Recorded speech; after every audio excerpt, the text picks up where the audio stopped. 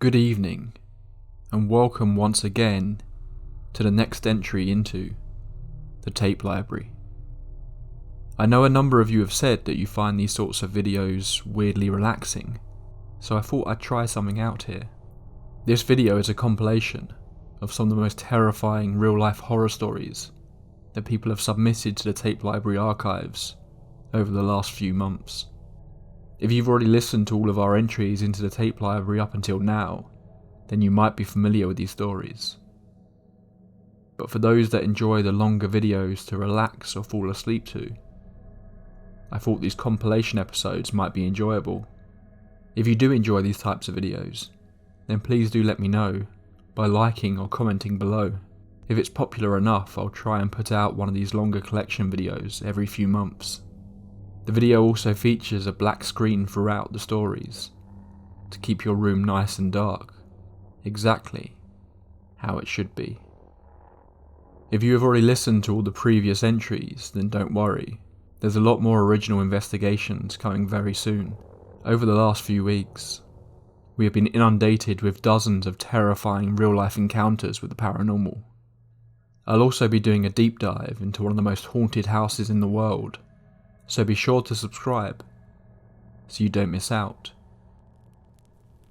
As always, links to the stories can be found in the description. So if one of the encounters really gets under your skin and you want to learn more, you can go back to the source. Okay, that's enough housekeeping. Get yourself comfortable. Listen to the crackle of the fire. And let's begin.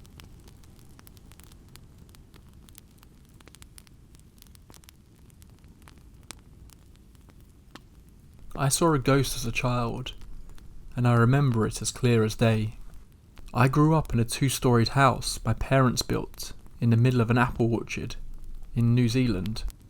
Other than a few workers who lived on the orchard, there was nothing around beside my parents' business, a cattery and kennels right beside the house.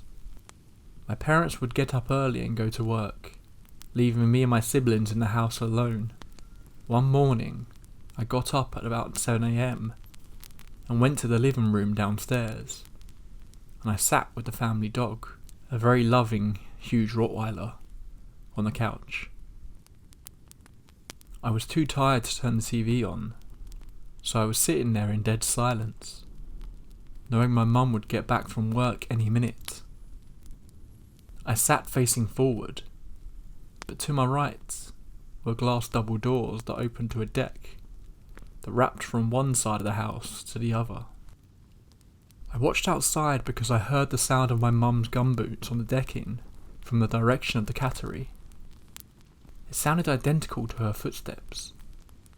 As I was watching and waiting for my mum to come into view, my dog woke up and started growling. Before I even had time to question why she was growling, a see-through woman walks into view. She was completely transparent, exactly like the ghosts you see in old photos, wearing a long dress.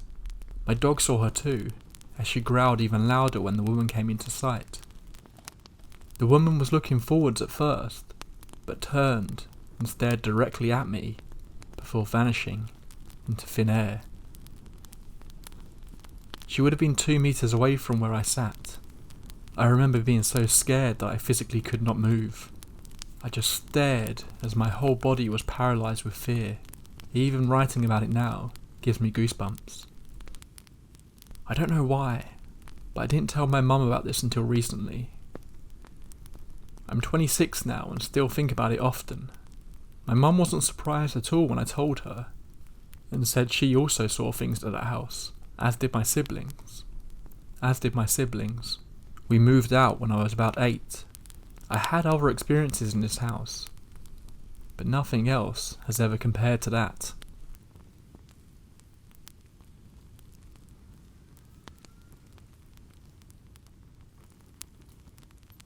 This happened to us back in 1984, just before the whole world knew who the Night Stalker was.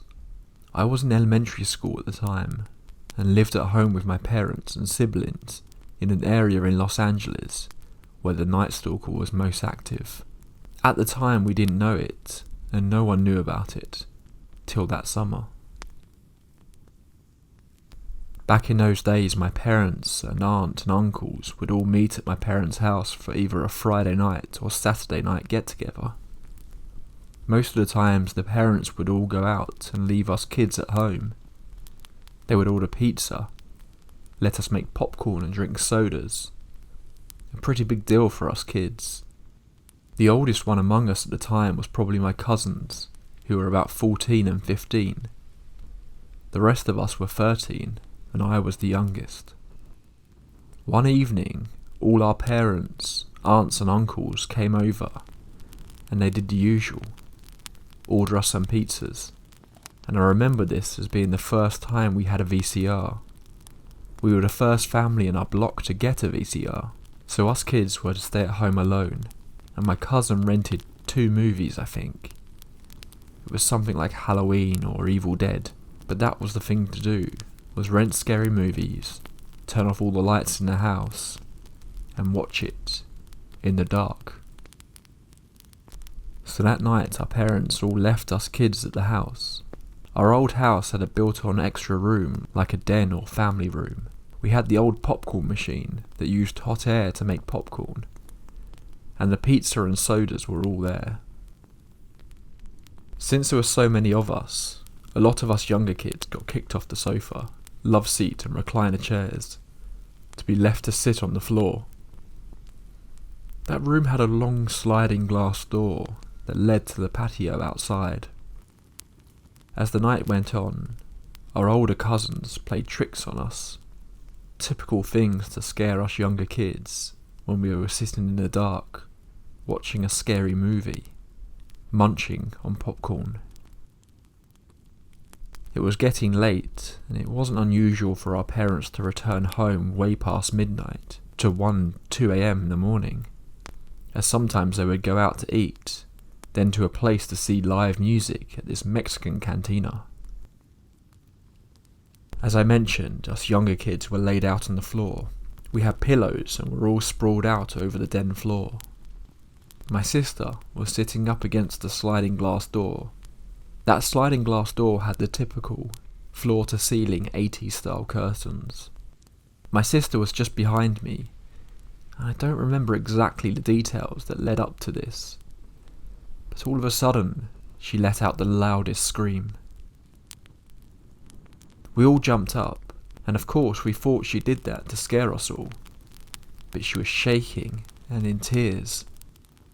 My female cousin jumped up and went over to her, and got out of her that there was a man outside the sliding glass door, trying to get in. He must have thought that no one was in the house because it was all dark and all the cars were gone. Everyone immediately jumped up, and I remember we went around turning all the lights on in the house. My older brother said, "Let's run across the street." Our neighbour was a sheriff deputy. We all ran from our house to his house. I remember crossing our neighbourhood street like if someone was after us. We banged on the door saying we need help. His wife answered the door and let us in, and then he came out from his bedroom. I remember he grabbed his revolver, and that thing looked huge, like Dirty Harry. He also grabbed his big flashlight and told his wife to call the station. We stayed with her while he went to our house, and by that time a couple of cop cars pulled up. Sure enough, there was evidence that someone had jumped our brick wall fence, and there were tool marks on the sliding glass door. They asked my sister to describe the man, and she said, "Dark guy, tall, curly hair, skinny, and dressed all in black."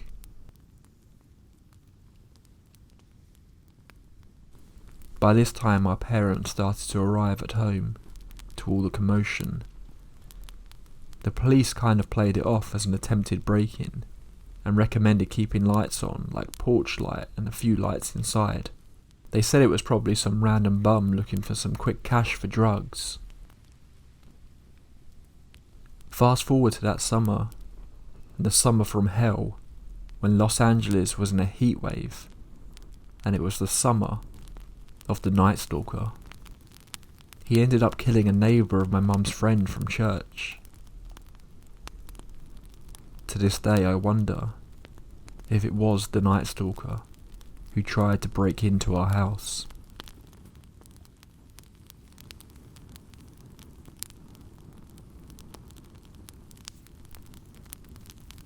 To start, in my culture, we avoid saying ghosts, especially the particular ghost names.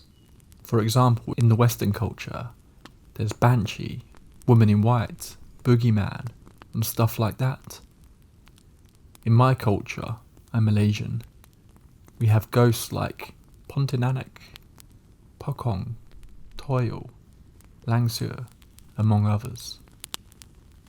Saying their names out loud is said to summon them. I love ghost stories, but not the Western kind. I love Asian ghost stories. Perhaps because that's what I grew up with. I find them spookier than Western ghosts. Due to the language barrier, there's not a lot of Malaysian ghost stories available in English. So 6 years ago I started a YouTube channel where I read ghost stories that are mainly from Southeast Asia. I would record my voice reading the stories at home, of course. Since I was living with another girl at the time, she also happened to be my colleague. We were working at a customer service call centre that operates 24 hours, and our shift rotates weekly. Our 2-bedroom apartment was really small, that there was barely any privacy when it comes to noises. So I would usually only record when my roommate was out. I didn't want to bother her with my voice, and I would prefer not to have sounds from her going about her life in my recording. One time my roommate was working the overnight shift. She left around 8 o'clock in the evening, and I just got home from work 2 hours prior, so I decided to record my second video. About half an hour after my roommate left for work, I started recording in my bedroom. I think it was a little bit more than halfway through the second story. I heard someone entering the apartment, which was weird since her shift should at least take about 8.5 hours. I thought if she came home early, it would be more than likely that she is not feeling well, so I went to check on her.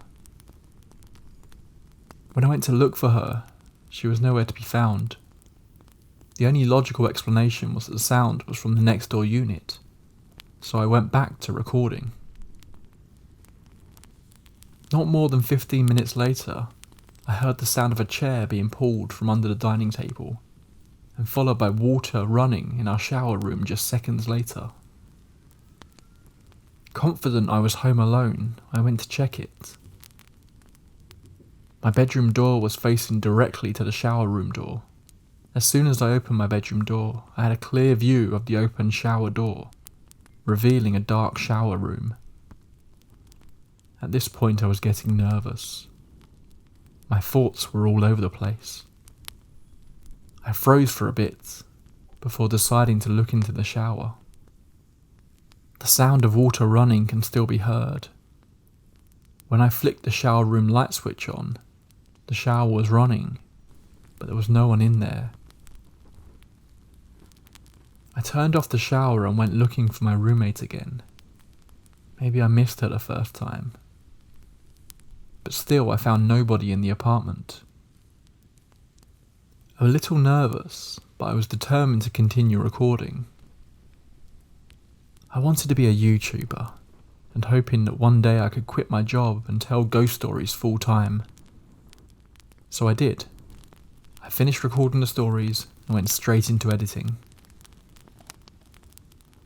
Around 1 AM I needed a toilet break. The toilet was separate from the shower and can only be accessed through the kitchen. After I'd done my business, while I was passing through the kitchen, I could hear a giggle from the living room.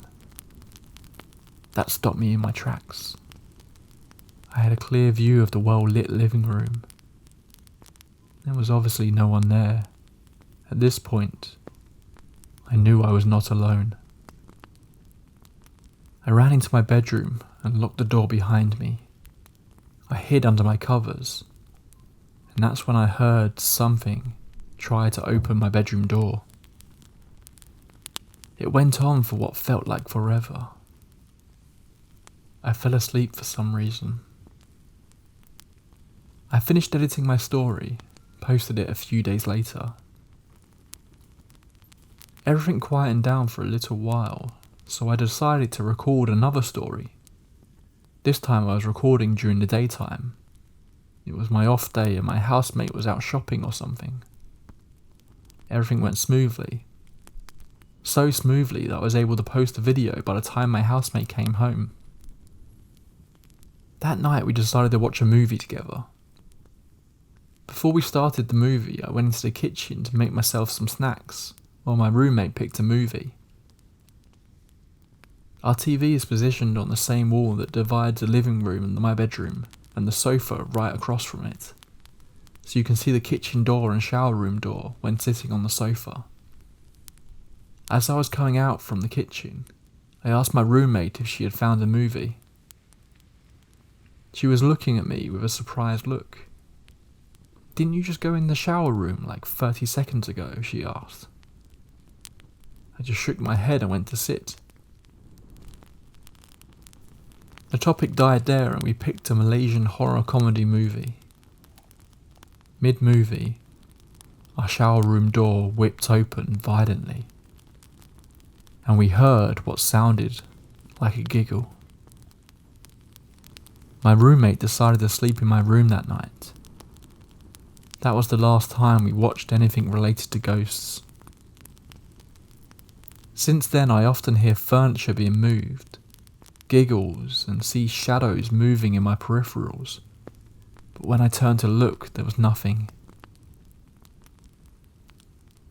Sometimes, even when my roommate is home, she has also experienced some spooky stuff in the apartment, like her back being tapped by something while she was in the kitchen, hearing my voice call her name when I was not home,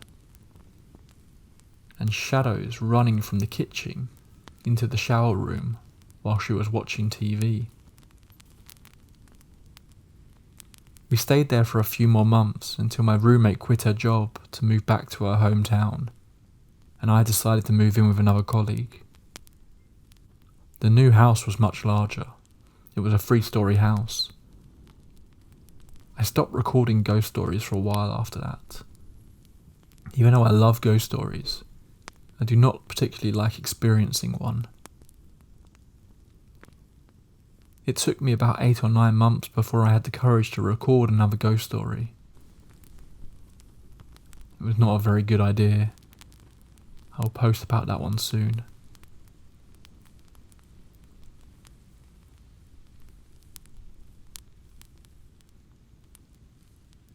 After many years of having wrote this, but always forgetting to post, and constantly losing my draft, I finally managed to share with you my account of the one and only time that I have seen a ghost. This is my own true paranormal experience. I've always considered myself to be a calm, rational and logical person, and so when it came to the paranormal, I was always on the fence. That is, until this day occurred. This incident happened several years ago, in August 2016.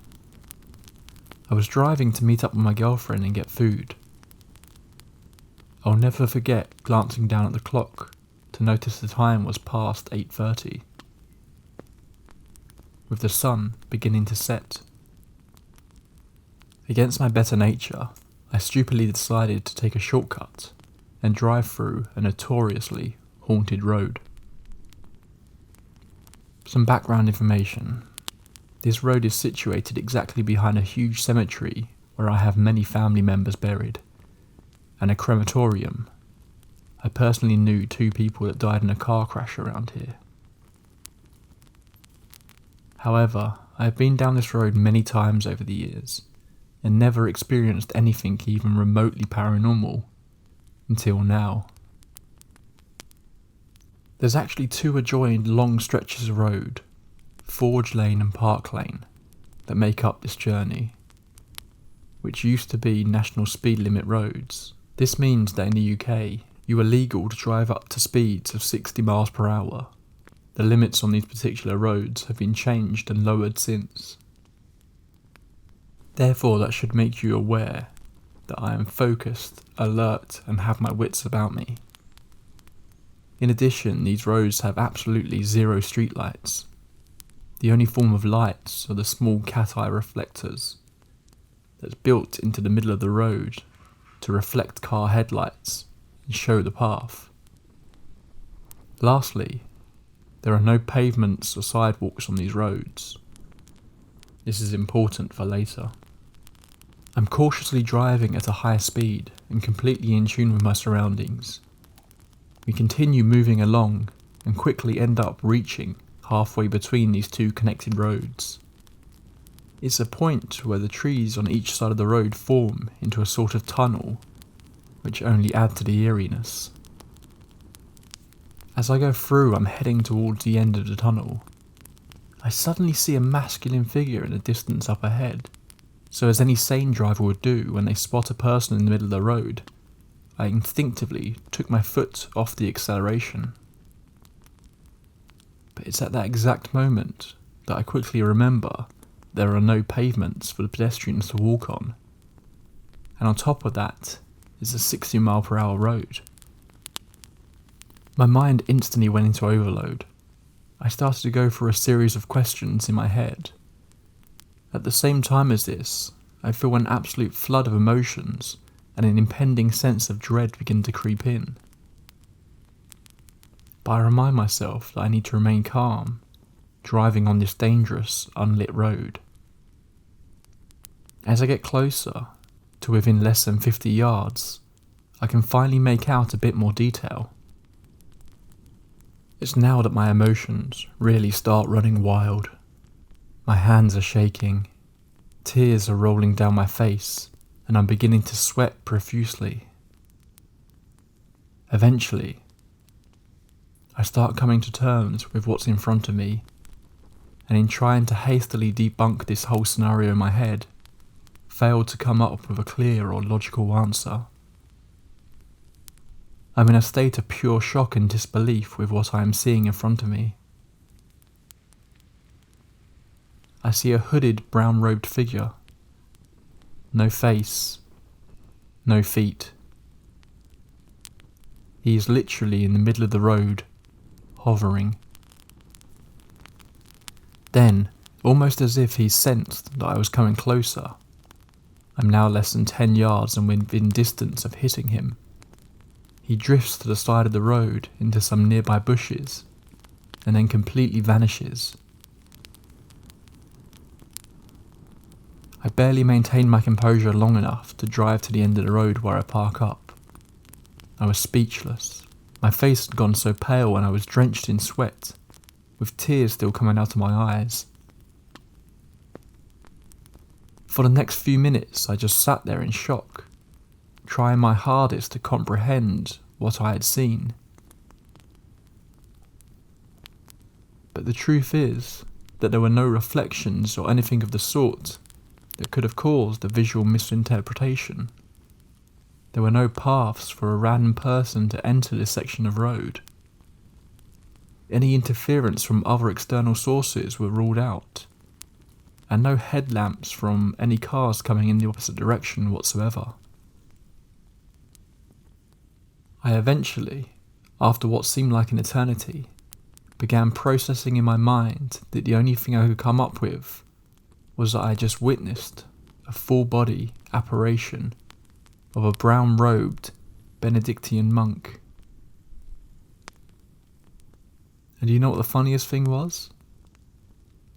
My girlfriend was there for the journey, but she was looking down at her mobile phone the whole time. It all happened so fast, and with me being gobsmacked at the time, I couldn't even open my mouth to tell her what was going on right in front of us. She did, however, end up having her own experience after I drove down the same road again some time later.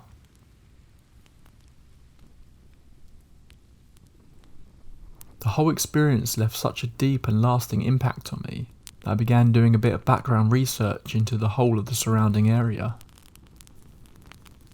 As time passed, I eventually managed to discover two very specific details about the area. An actual monastery once existed there, dating back to the 12th and 13th century. I stumbled upon a website dedicated to my city. It's just a generic website about the history of it. However, I managed to find a thread. The topic was about ghost locations in and around it. And so finally, having browsed through some 12 pages, I find a comment by a person mentioning sightings by multiple people of a monk in the exact same location.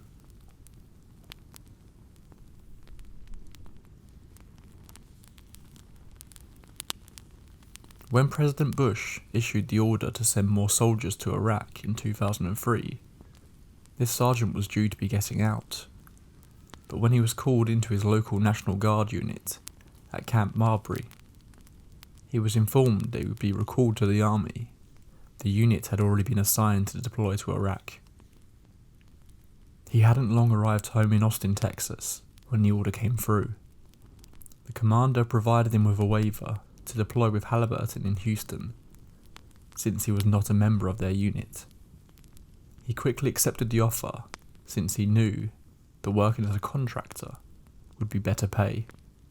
The sergeant started working with the operations team, handling logistic operations, not long after landing in Kuwait at Camp Doha. He would be in charge of overseeing the daily supply convoy between Kuwait and Baghdad, a route rife with IED occurrences, small arms battles, and nearly sporadic vehicle failure for the army and civilians. He frequently participated in the convoys, manning a mounted weapon that accompanied the primarily civilian convoys. However, he reports having a few weird contacts during these runs in Camp Babylon, a region just south of Baghdad.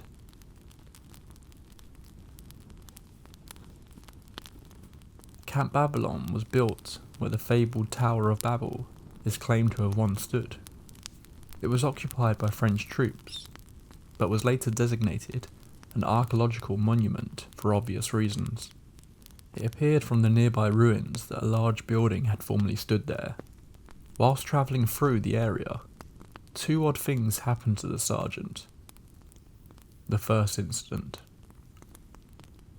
The troops surveyed the horizon for enemies, as engineers searched the road for explosive devices. Nothing. Most likely the enemy left as soon as they saw the convoy heading towards the ruins. However, there was some confusion here, because a number of the troops reported seeing figures in the distance. They soon started referring to them as shadow figures that appeared to be moving around the Camp Babylon ruins. They saw the figures several times, but they always vanished right away. How peculiar that we are fighting the supernatural while standing in the shadow of Babel, remarked a contractor who was sleeping next to the sergeant with his weapon. The sergeant remained silent, but was aware the contractor was a 32nd degree Mason who was very interested in the mysterious elements of Babylon.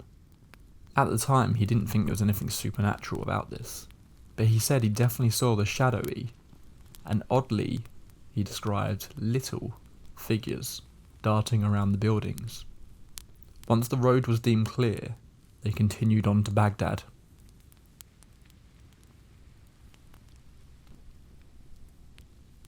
A month or so later, there was a second event. By this time, it was getting quite chilly at night in southern Kuwait and Iraq. They had just finished the supply run to Baghdad and were heading back to Camp Doha in Kuwait during this encounter, when one of the vehicles in the convoy broke down. Once again, they discovered themselves at Camp Babylon. Strange things started to happen as they took up battle positions, surrounding the area as the army mechanics examined the vehicle. In the middle of the desert, a weird light first appeared. The soldiers were wearing night vision goggles. Suspecting it was a human holding a flashlight, they kept an eye on it. It was a bright ball of light that was going in the direction of some ruins.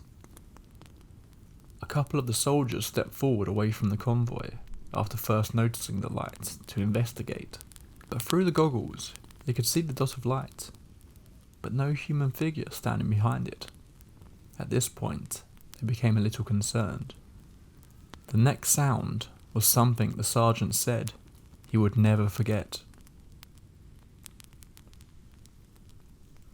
A continuous wailing began not far away from one of the abandoned buildings. It sounded lonely and agonizing, like a woman in pain. The sounds continued whilst the soldiers shivered in the frigid darkness, wondering what the hell they were hearing. They illuminated the ruins with flashlights while wearing their night vision goggles. If you've ever used a conventional flashlight with night vision goggles, you are aware that it appears as a huge beam of light. They thoroughly searched the region, but neither the whales nor the ball of light could be located. After some time, they made the decision to rejoin the convoy at this point, after receiving radio communication that the vehicle had been fixed and was ready to move. At this point, he noticed one of the soldiers who had joined him in the search was gazing at the ruins in horror. He was paralysed with fear. The sergeant shook him, and he snapped out of his stupor, quickly leaving the area with the rest of them without saying a word. A few of them were talking about the experience at Camp Babylon the following morning. Seemingly no one was comfortable talking about what they had seen and heard on that dark road back to camp.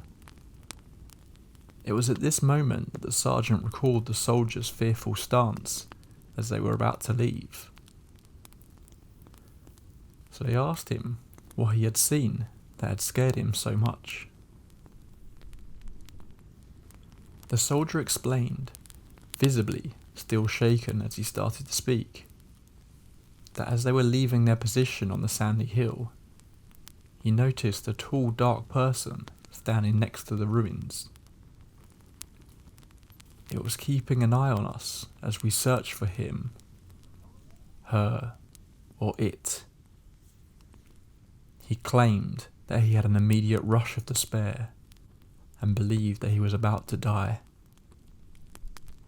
Despite seeing a figure, he did not tell his fellow men about the possible danger. He was frozen, like fear or something else had overridden his mental capacity. He didn't recall leaving the area.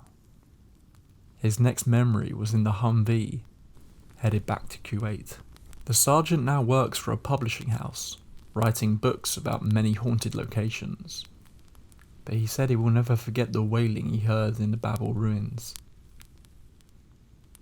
It's also important to note that some of the Pakistani staff at the camps were shocked when they heard this story. One of them claimed that they had come into contact with a jinn, also known as a damned spirit, and that they were fortunate enough to be alive to tell their tale.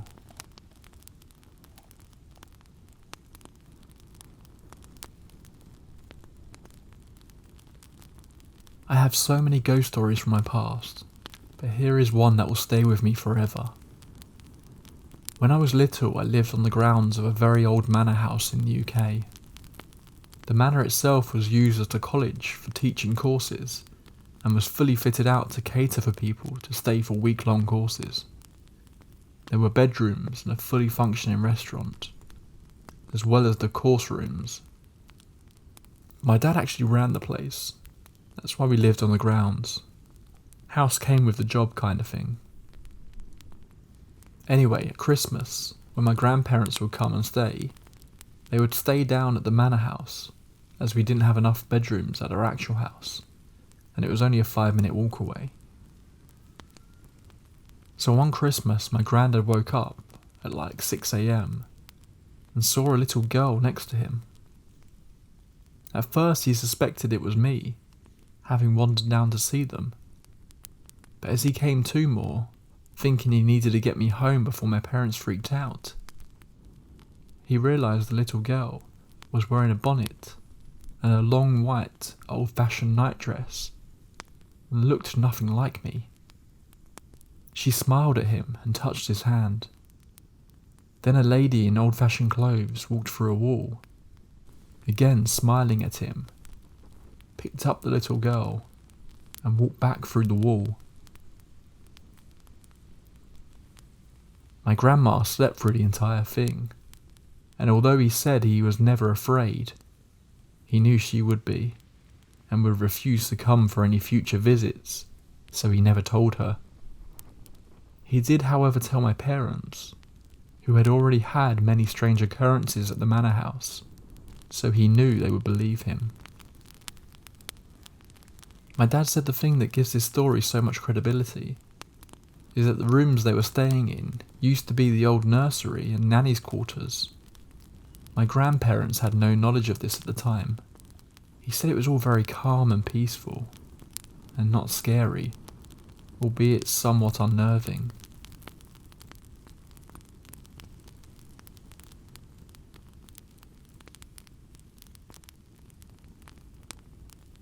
I saw a ghost at my sister's pool party.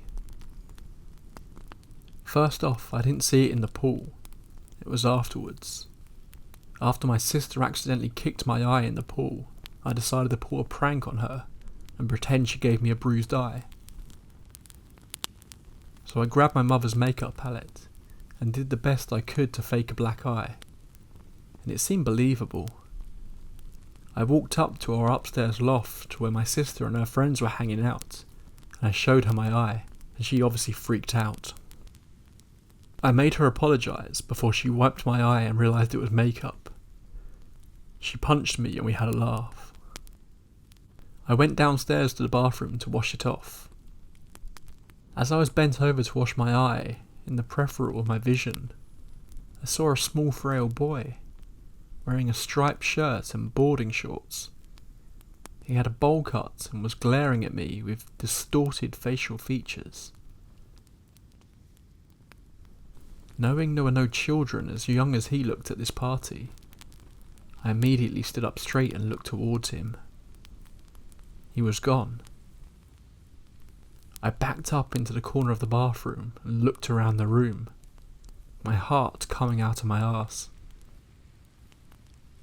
I ran out the room and told my sister as she helped get the rest off my eye. After a few months had passed, I had completely forgotten about the event and so had my sister. One evening I went into my parents' room to collect a shirt I had left in there from the previous night. My parents' room and bathroom are connected by a pair of double doors with frosted glass, just like most of the doors in our house. I found my shirt and was on my way out when I noticed two small handprints on one of the frosted glass panes. I stopped myself to have a better look at it. Each handprint was as small as the palms of my hands. I felt shocked, and then I got shivers on every inch of my body as I remembered what happened after the pool party not too long ago. My heart sank and I ran to the kitchen, grabbing some cleaning supplies, and desperately tried wiping it off. But because it was frosted glass, it didn't come off at all, and somewhat made it clearer. I decided to ignore it, and it's currently still there. It creeps me out whenever I go into my parents' room, or especially the bathroom.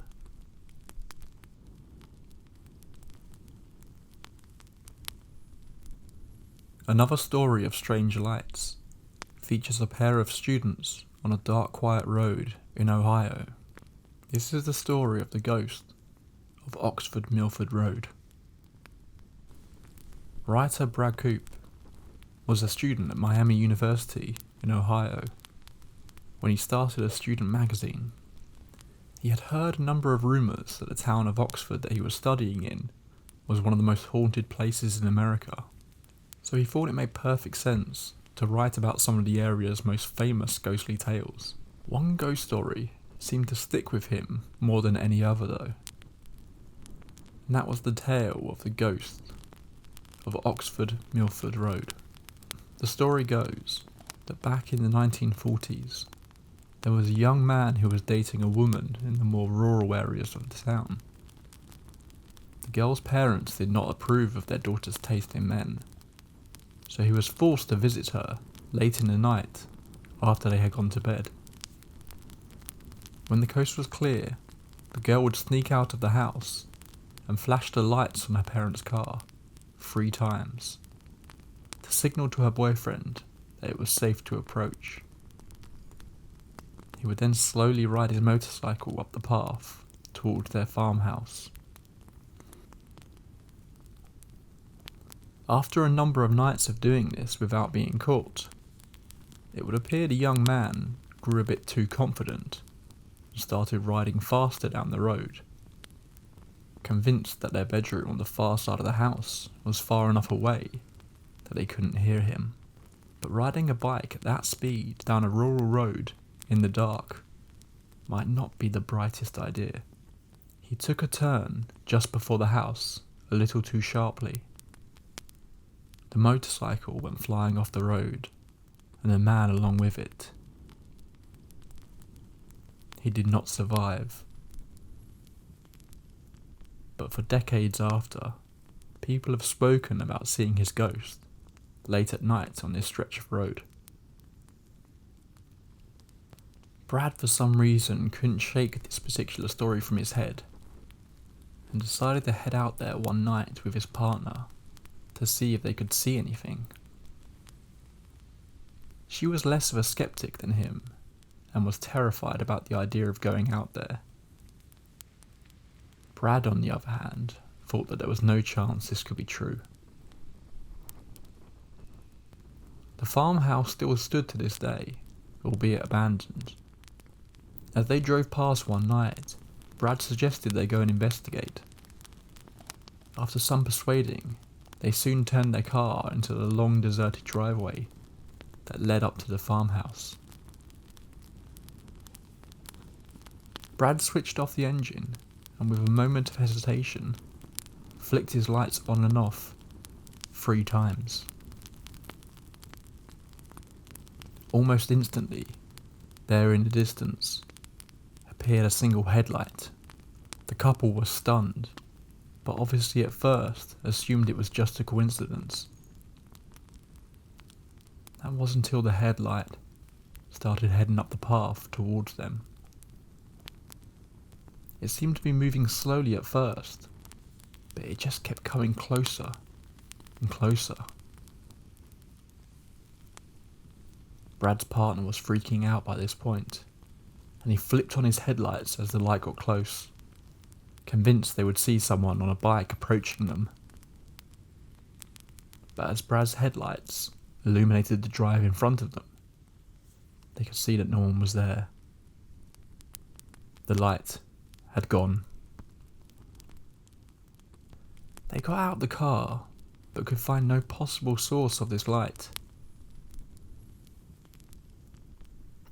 Still to this day, the couple swear that what they saw is true and remains completely unexplainable.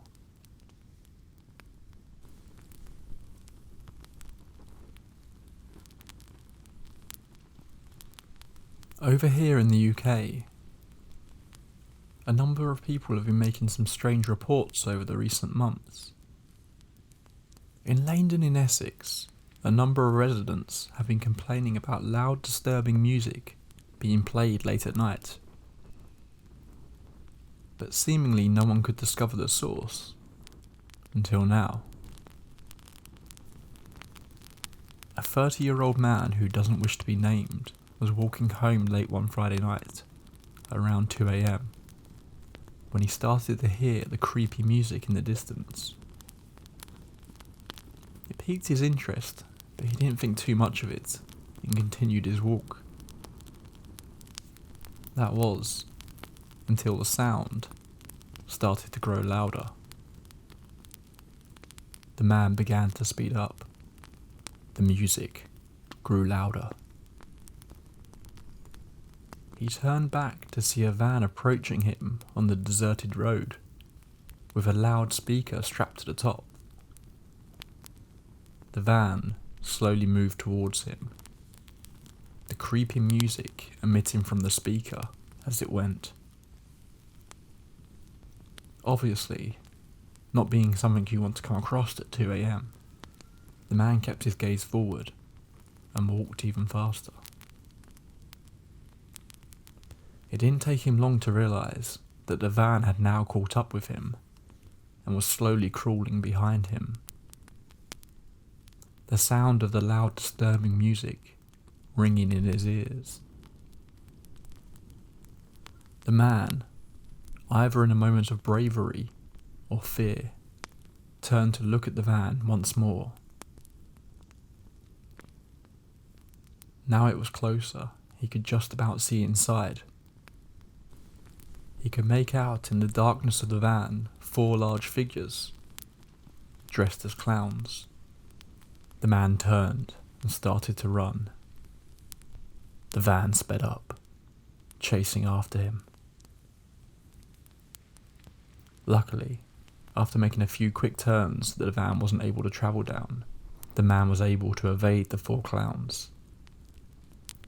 But that hasn't quite been the end of this story. Reports continue of the van pulling up outside the homes of children and playing its haunting tune as they sleep. But seemingly, no one else has seen it in person, only heard its terrifying sounds. Is this a harmless prank, or something much sinister?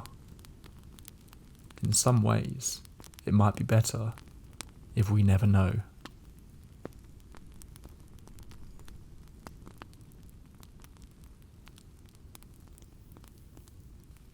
Reddit user Zerbo shared this horrifying tale of their experience one night in an ambulance. These are his words as he wrote them. The ambulance company that I used to work for had a haunted ambulance, Rig 12. A lot of EMTs had stories about it, but I never put much stock in paranormal stuff. That is, until I had my own experience with Rig 12. My partner and I were working in a rural community at 3 a.m, and it was pitch dark and completely quiet. We were both dozing. I was in the driver's seat and she was in the passenger seat.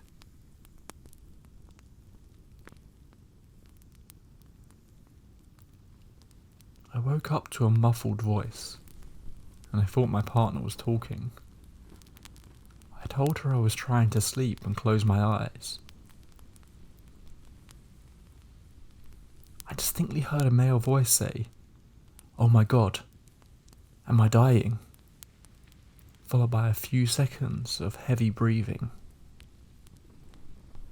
My partner and I sat up straight and looked back into the patient compartment, where it sounded like the voice had come from. Things were quiet for a couple of seconds, and then we heard the click of an oxygen bottle regulator, and a hiss as if it was leaking.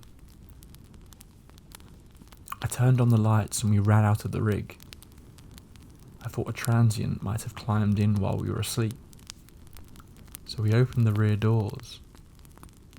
No one was there. I checked the oxygen bottles. Neither was opened. We didn't sleep much after that.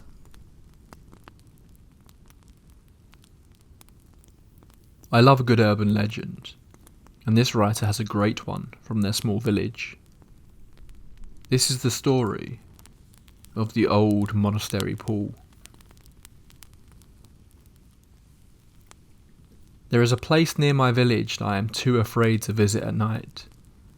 They say old monastery pool is haunted, and that this is the story which proves it. Just after the Second World War, and with rationing still firmly in place, Trading any extra food you grew or caught was near necessity. A youth in my tiny Nottinghamshire village, known only as young Charlie, understood this well. Back in those days, young Charlie could often be found in the Muriel Arms. I actually live there now, trading the trout and eels he'd plucked from the local streams for rationing stamps. I suppose you know about the old monastery pool, one patron asked, as he exchanged a few stamps for one of Charlie's slender trout. Charlie shook his head. Never heard of it, sir. Plenty of big fish in the old monastery pool, lad, the patron continued. Used to be the monks' carp pond. They reared 'em for food hundreds of years ago. It's up in Glover's Wood. Trees moved in once the monastery was gone, but the pond's still there. Charlie's interest was piqued. Really? Have you ever fished there? Me? Nah. You need Allsop's permission, else it's poaching, and me and him don't get on. Mr. Allsop was a local landowner that Charlie knew, but whilst Mr. Allsop apparently had grievance with this man, Charlie had never got on the wrong side of him. How come you know there's plenty of fish if you've never fished there? Must be, answered the patron after a long swig of ale. Else why'd Allsop have refused all the folk who have asked to fish it? He's keeping all the carp for himself, miserable bugger. The next Sunday morning, there was only one thing on young Charlie's mind. Church was the only place he ever saw Mr. Allsop, and so that was where he'd get his permission. Old Monastery Pool was full of ancient, monster carp, and Charlie was desperate to catch one. Mr. Allsop, Charlie asked after the service, is it true that there's an old carp pond up in your woods? True enough, young man, Mr. Allsop answered, as they walked up the narrow church path. It belonged to the old monastery before it was burned down. Why'd you ask? I was wondering if I might have permission to fish it, sir. I'd return any fish I caught, of course, unless you wanted me to bring them down to the manor. I don't think so, Mr. Allsop answered dismissively. Now I'd best be off. Lots to do. Charlie was devastated. Fishing was his life, but he'd never had a chance to land anything truly remarkable before. A monster carp would be his crowning achievement, and would have the pub talking for years. The next Sunday, Charlie beseeched Mr. Allsop again, but got the same answer. So he tried again the following Sunday, and was still refused. The Sunday after that, he had offered to do odd jobs around the manor to pay for his fishing. The Sunday after that, he had offered all the trout and eels he caught for a month. But still Mr. Allsop would not relent. Charlie tried and tried, Sunday after Sunday, never giving up. Eventually he started calling in on Mr. Allsop at the manor itself. Lord, not you again, Mr. Allsop moaned when Charlie visited the manor for the third time in as many days. I'm just desperate to fish Old Monastery Pool, Charlie said, before Mr. Allsop had the chance to usher him away.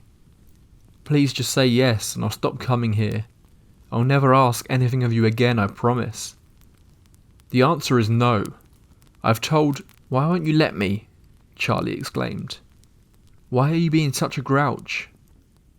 Because of the abbot, Mr. Allsop barked back. When he refused starving villagers carp after a failed harvest, they strangled him and burnt down the monastery to try and cover up the murder. I don't care about some dead old abbot, Charlie interrupted.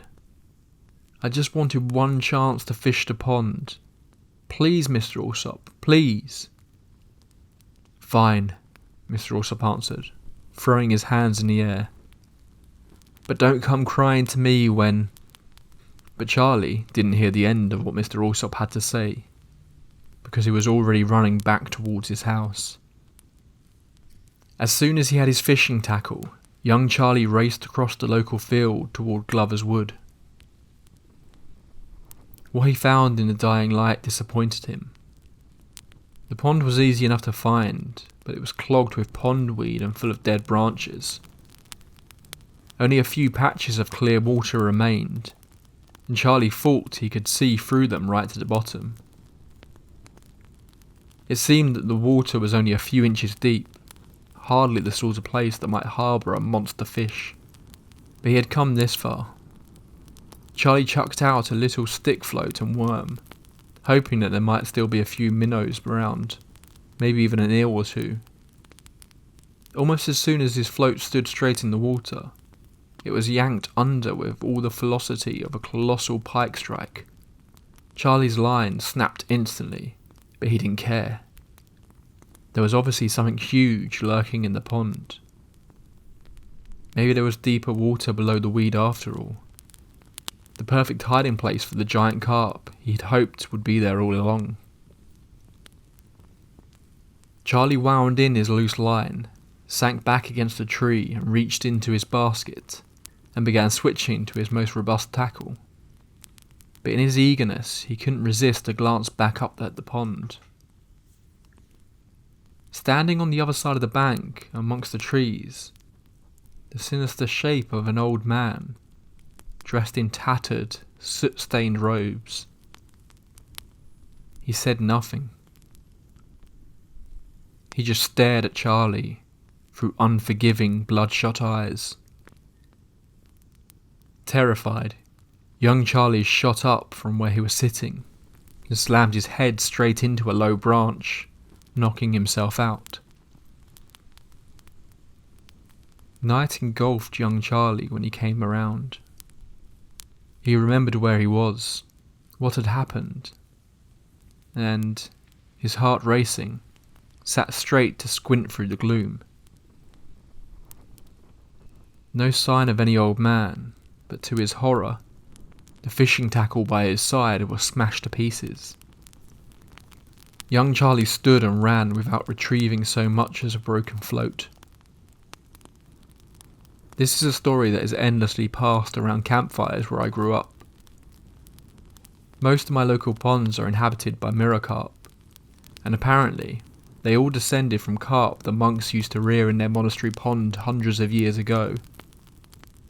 According to local legend, the monastery was burned down when a cruel abbot refused fish to starving villagers after a failed harvest. In doing so, the abbot brought death and a terrible curse upon himself. Now he's doomed to patrol old monastery pool day and night, making sure no villagers try to take his precious fish. I have visited old monastery pool in the daytime, and can report that it is weedy, murky, and surrounded by twisted trees and thorny undergrowth. It is certainly an eerie, unsettling place. I don't mind admitting that I was too creeped out by the pool to stay for very long.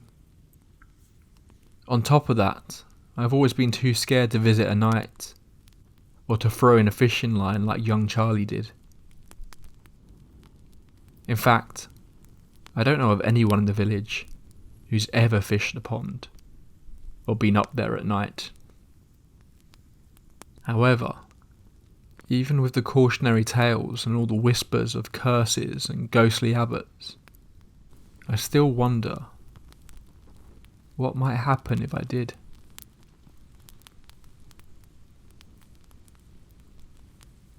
One night when I was 10, I was woken up by my bedroom door opening, followed by someone sitting on my bed. I felt my leg grazed and the bed sink under a person's weight.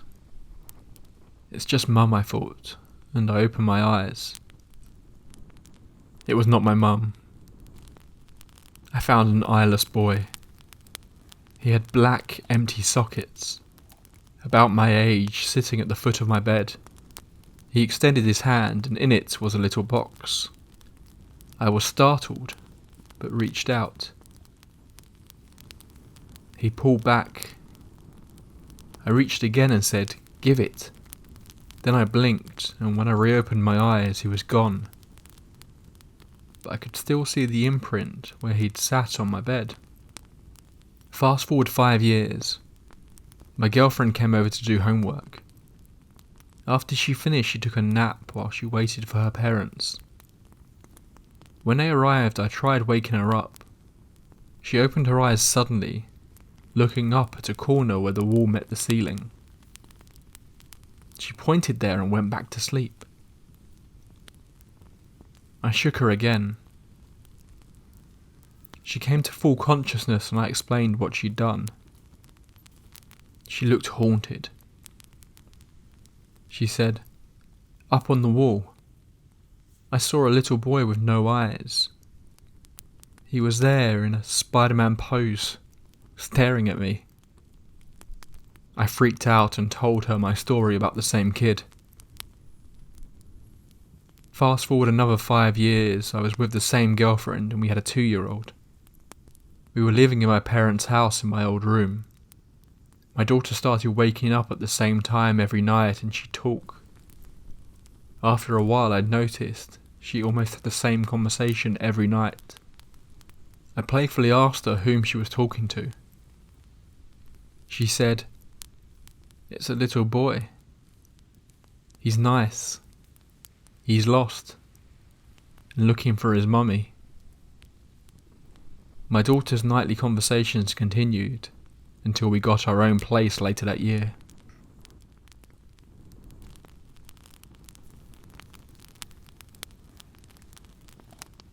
My husband and I own a martial arts school, and the building that it's in, which we also own, is about 130 years old, next to a church.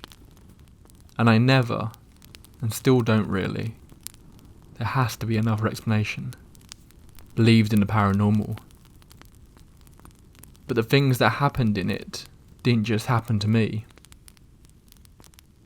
It was decrepit, which is why it was so cheap to purchase, and we basically did all the work ourselves.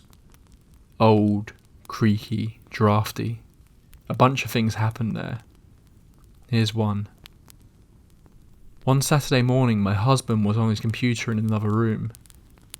I'm in the apartment, playing with a Tamagotchi app on my iPad, when I heard the stereo sitting in front of me click on, and a girl's voice started talking from it. I thought he controlled the stereo from his computer, so I ignored it. Because he often put on music to work out before class started. He teaches the morning class. I do remember thinking, what kind of weird ass indie music is he listening to anyway? Because the voice just said, "Hi, my name is..." I thought I heard Katie, but I'm not 100% sure because I wasn't paying attention. I've never known a Katie in my life. "I am years old. I'm from..." etc. I didn't catch the specifics because I wasn't really listening. But that went on for about 2 or 3 minutes until it suddenly went, "Something's hurting me." And when I caught that, I looked up and squinted at the stereo. Like, what? Something's killing me. Something killed me.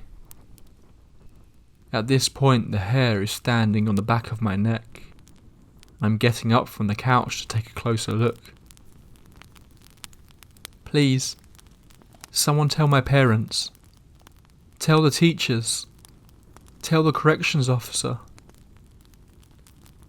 At the words corrections officer, I just bolted into the other room and started yelling at my husband and cursing him out because I was certain he was playing a trick on me. Told him, we don't fucking play jokes about dead people. And he's of course looking at me like, what the fuck? When he finally calmed me down long enough to get what I heard out of me and what I was accusing him of, he told me it was impossible and led me to the stereo. It's not plugged in.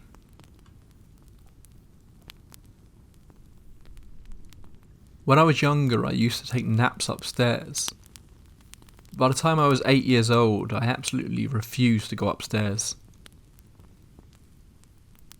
The upstairs had 2 large closets, attics.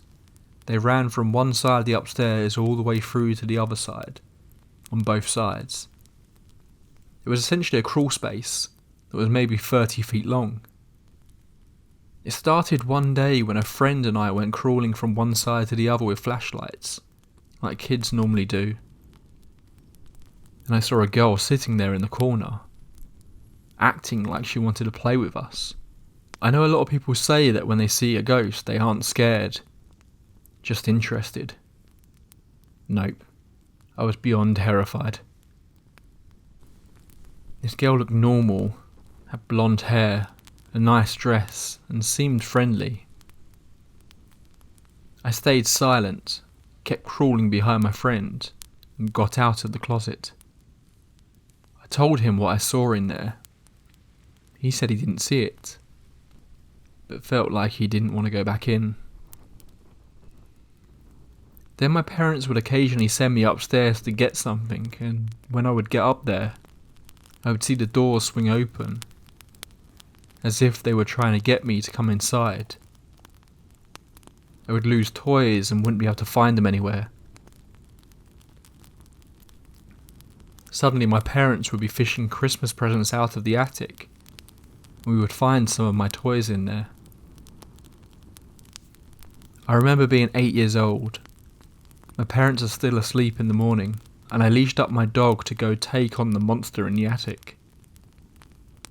My dog, usually up for anything, refused to go off the top step into the attic. My parents never believed me with all the weird things that happened in that house. I would get blamed for things that happened all over the house, leaving lights on, toys all over, things I knew I didn't do.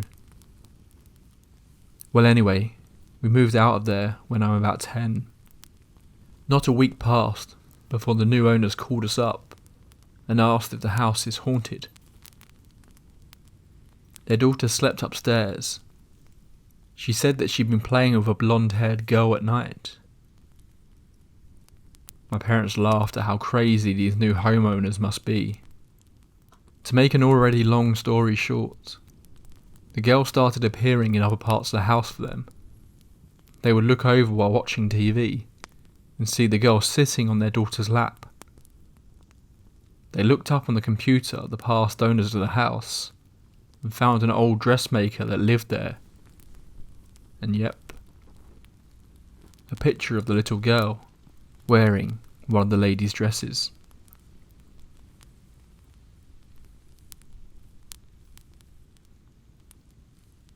The earliest memory I have is of an experience with an apparition. Based on what I know, I was no more than 3 years old when I saw it. My parents didn't believe me and always had some explanation for me. We moved houses and tiny things would happen here and there. But once again, my parents always chalked it up to my overactive imagination. Fast forward to getting married, moving into an old apartment, and things started to heat up a little bit. Bins would get flipped over and the contents dumped on the floor. Then we moved in with my in-laws while my husband went to school. Cue the real events. The house would go through periods of high activity, particularly centred around me. My husband said he would hear me calling from another room, but I wouldn't be calling him. He would see me pass by the bottom of the stairs as he was coming down and would follow me all the way around the corner into the far room, only to dead end with the room empty. Here's the main story. My husband was working nights and I was home alone on the farm while the in-laws were out of state on a trip. One of the dogs goes into an episode, staring at nothing in the middle of the living room, absolutely losing it. Rabid dog. I can't get her to calm down. Usually a light touch on the back will snap her out of it, but I could not cool her off this time. I finally go to my room to take a breather and I hear her stop. Maybe 15 minutes later, she's at it again. I go halfway up the stairs and I'm talking to her through the banisters, finally getting her to come over to me and stop barking. She keeps looking next to me at the top of the stairs, Then a huge slam on the baby gate there happens, rattling the gate and the banister. I ignore it, because I've heard that's the best thing to do when something's right next to you. The dog barks, but I get her stopped again. Then, right in my line of sight, I see a pen slide forcefully off the table, flying multiple feet before hitting the ground. The dog immediately runs to attack, and goes into another fit, looking at something next to the table. I start to lose it, and immediately go back downstairs to my bedroom. I sit on my bed next to my cat napping there. He stands up and comes to me since I'm upset and crying. I hear the dog move back to barking in the living room, closer to my room. A minute later, my cat turns to look at the doorway. His back raises up, ears pinned back, and his hair stands on end, looking straight at the doorway. I ran out of the house at that point. That was the worst it ever got. With what I know about the experiences through my life, compared with where I was staying, I've kind of begun to think it might be a poltergeist.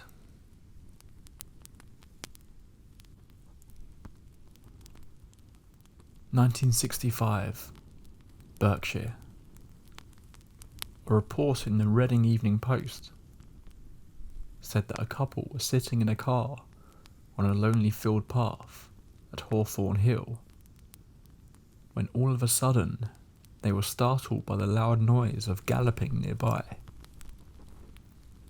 Acting on sudden impulse, the girls switched on the headlamps of the car, and they were both astonished to see a powerful looking horse ridden by a young man in a jockey's cap and colours, which was visible for a moment or two as it passed through the headlamp beams.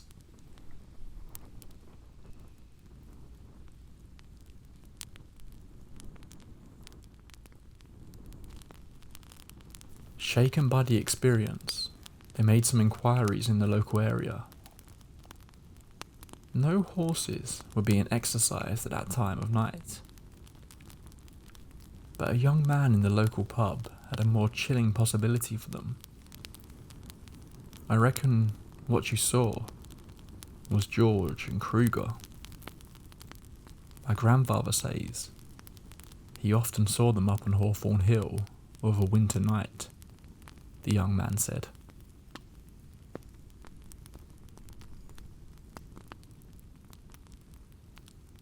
When they tracked down the young man's grandfather, he gave them some more information about the story of George and Kruger.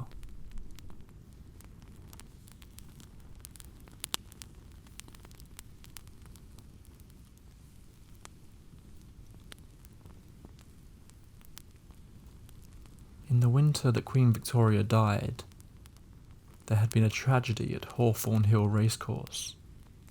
A lad of 19, whose name was George, had ridden a normally quiet 5-year-old called Kruger in the last race of the day. It had been the young jockey's first race, and it proved to be his last. The horse fell at the open ditch near Redstone Farmhouse and rolled on him. Young George was killed, but Kruger got up and ran off, and lived for many years afterwards. The ghostly apparition has been reported a couple of times since,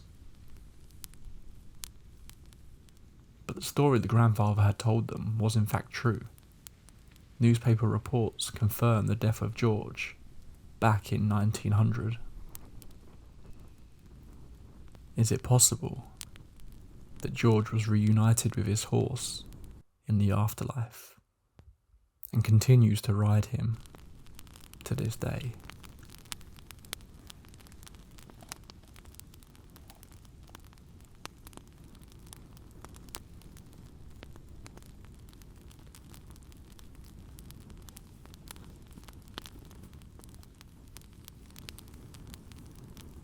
Underneath Paris, you will find over 200 miles of tunnels filled with the remains of millions of long-dead people. The Paris Catacombs has long been a top tourist destination, but the tours only cover a small section of the catacombs. The majority has been off limits to the public for almost 70 years. But that doesn't stop the more adventurous explorers. Years ago, deep in the catacombs, a tape was found. A tape that felt like something straight out of a horror movie.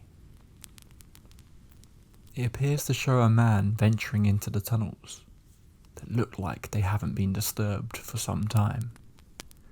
It's unclear if the man is lost or just exploring, but over time he appears to grow more and more frightened, before suddenly breaking into a run. The man attempts to get away from something, but continues to take turns that seemingly drag him down deeper and deeper into the catacombs. Eventually, he drops the camera. We hear his footsteps disappearing off into the distance. The camera continues to record until its battery dies. To this day, the man has never been found.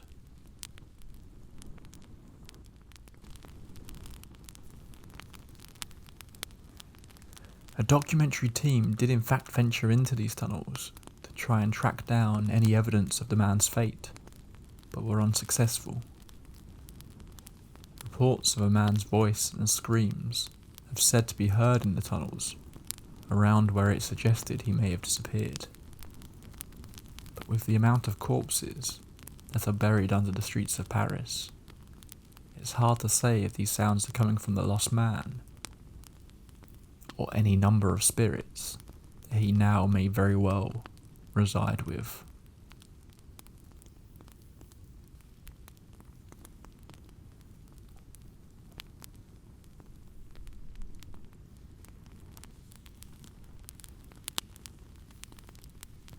Staying in reportedly haunted locations has become an industry almost on its own. Paranormal researchers and skeptics alike line up to spend the night in some of the most famous haunted houses in the hope of experiencing some form of paranormal activity. However, while many come away from these experiences unscathed, it might not be such a safe pastime. This would certainly be the case when a man named Robert stayed at the infamous Velasca axe murder house in 2014.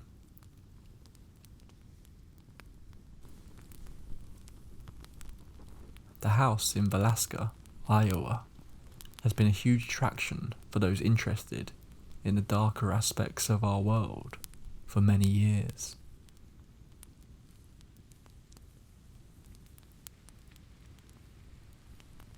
Back in 1912, the house was the site of a horrifying unsolved murder that saw 6 children and 2 adults brutally killed by an unknown axe-wielding maniac. The house was restored back in the 90s to its 1912 state, and for a little over $400, you could stay the night. Reports of apparitions holding axes and the wails of children have been reported to be heard by many. But what Robert experienced was something far more visceral. It's not known exactly what had happened, but in the early hours of the morning, Robert's companions entered the room he was staying in to find him laying in a pool of blood with a stab wound on his chest. The group quickly called 911 and Robert was rushed to the hospital. It was suggested by the sheriff's office that Robert's injuries had been self-inflicted, seemingly stabbing himself in the chest. Interestingly, the time the officers gave for the incident was 12:45 a.m, the same time the infamous axe murders were said to have taken place. Robert luckily recovered from his injuries, but has refused to speak publicly about what happened that night. The house remains open to the public, and it appears that no such incidents have happened again.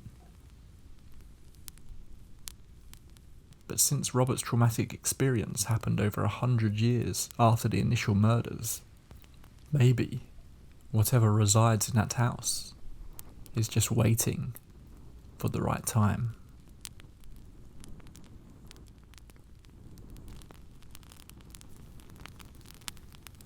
Here is a fascinating letter that dates back to World War II. In Scotland last year, while walking through an ancient forest with my husband, we took a shortcut through the wild glen and intended to walk down the bank of the Fillen. We came to an open space, flat and treeless, and full of sun haze. As we entered, my husband remarked, "I don't like this place. It's too old and dead."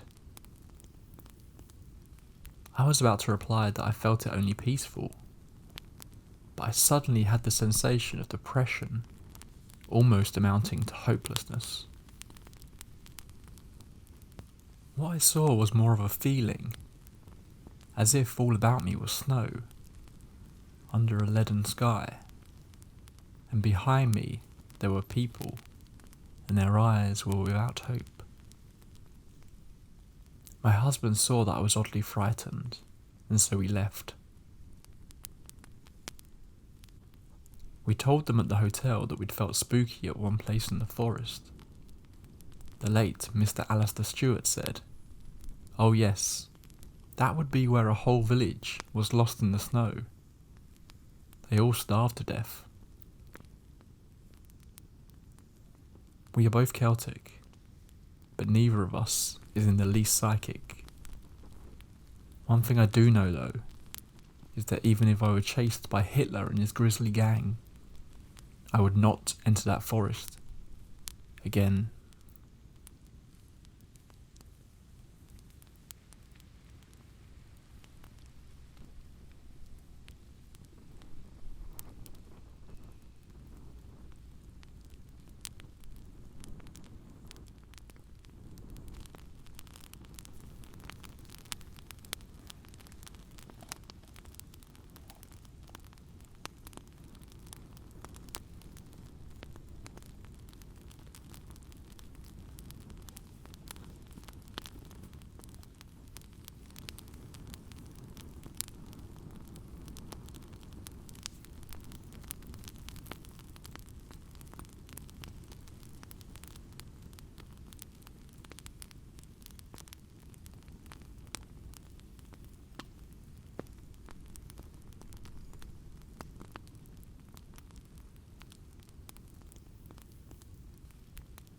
This next tale comes from a magazine interview with a young woman named Katie, who had a terrifying experience while living in an old converted mill as a teenager.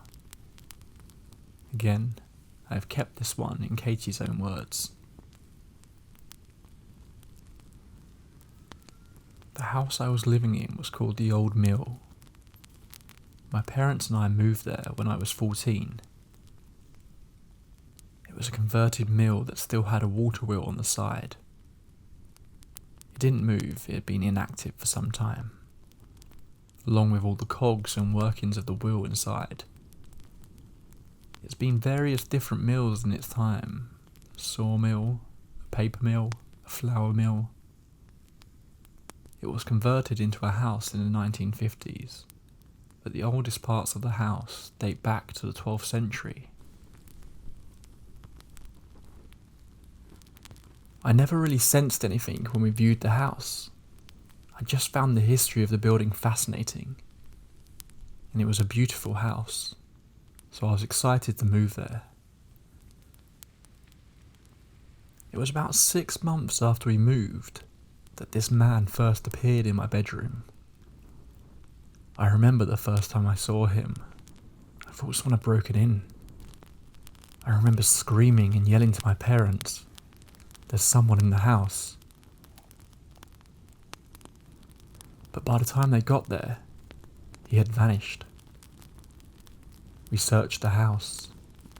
Nothing. No signs of him. I was a bit freaked out for a while, and I thought maybe my mind was just playing tricks with me. But then I saw him again about a week later, in the exact same spot in the corner of my bedroom. I remember I was home alone and screaming, "What do you want?" Still at this point, thinking it was someone breaking in. I remember scrambling for my phone, ready to dial 999. But then he spoke to me and said, "I just want to be friends. I used to live here. I just want to visit and see what you've done with the place." So I asked him, when did he live here? And that's when he said, 1874. I thought he was kidding, but then I noticed his clothing. It was very old-fashioned, very Victorian era, in a brown suit, holding a top hat. I screamed again and ran out into the garden. Then, when I went back in, he was gone. I was so freaked out, I didn't tell my parents because they would think I was out of my mind and seeing things. The next time he appeared, he told me his name was Arthur. I always found it strange that he appeared in the exact same spot in the corner of my room. I also noticed that he had a lot of bruising around his neck. I asked him about it once, but he looked very sheepish and then disappeared. He didn't look that old, maybe in his mid-40s. At the time I was going through a rough spell with depression. He started appearing every time my head was in a dark place, and he started encouraging these negative thoughts and feelings.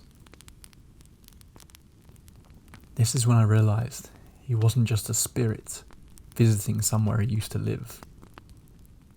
I felt he had caught on to the negative energy around me and encouraged it to make him stronger. This is when I told my parents. I think they thought it was just voices in my head to do with my mental health. We sought medical help, but I just felt that nobody took it seriously. That's when we decided we needed to move out of the house.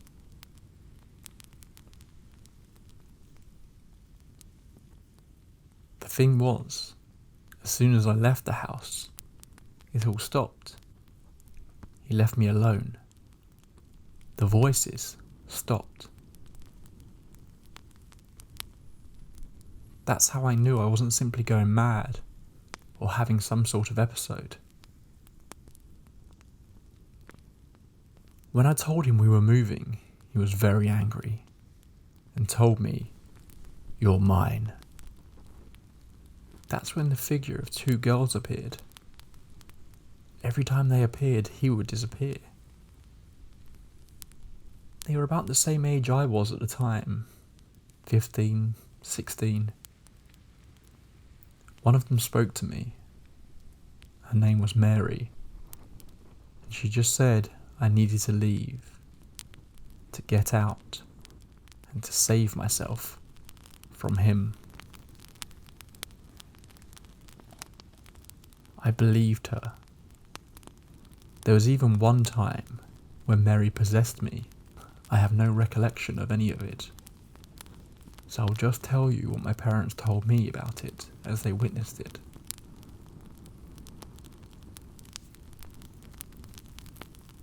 I was laying in my bed crying, and they were comforting me. Apparently my body went stiff for about 5 to 10 seconds, and then I started talking. But it wasn't my voice at all. I was saying, "Get out. Get out. You need to protect yourselves from him. Save yourselves." And then I had a coughing fit and came to.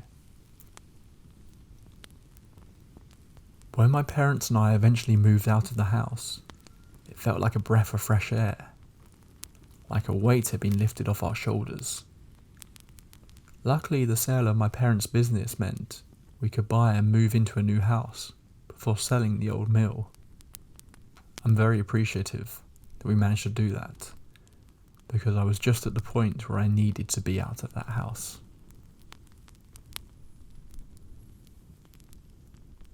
When we moved into our new home, we got chatting to one of our neighbours.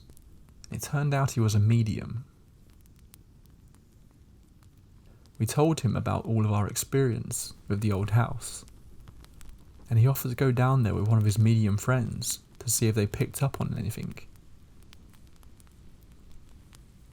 Now, we didn't tell him all the details, but what he and his medium friend found out was amazing.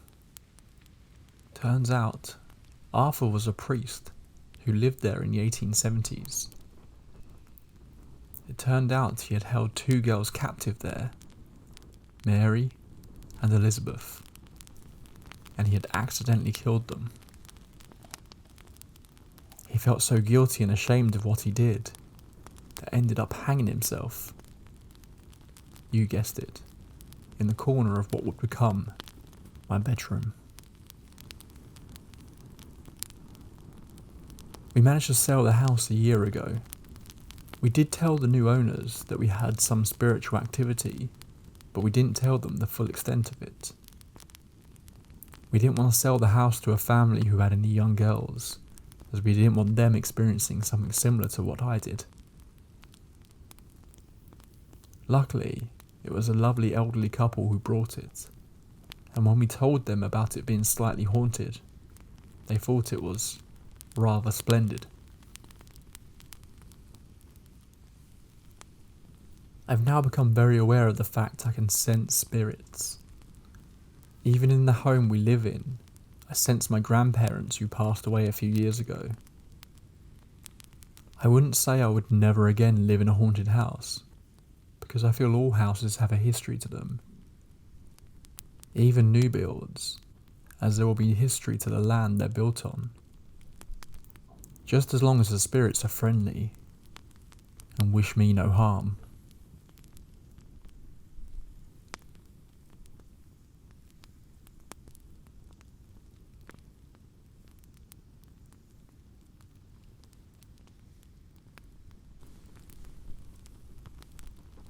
There appears to have been an increased interest in playing games with spirits.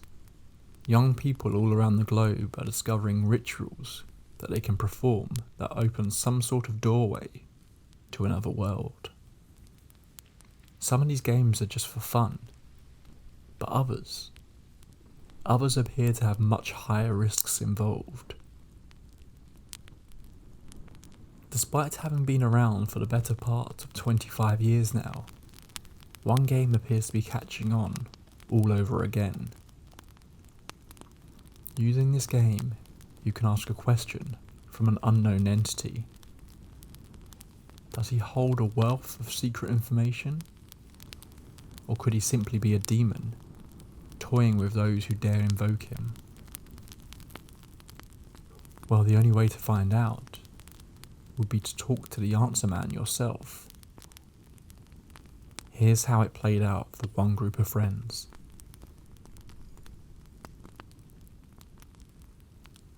In a group of 10 they gathered, in a quiet house, where they knew they would not be disturbed for the evening. Each brought along a mobile phone. Not their personal phones, something cheap and disposable. The phones needed to be able to make and receive calls, but nothing else was required. These phones would be destroyed by the end of the evening. In this case, the group collectively wrote down a series of questions that they wanted to be answered, but it's not essential. All players could have their own personal questions if they desired.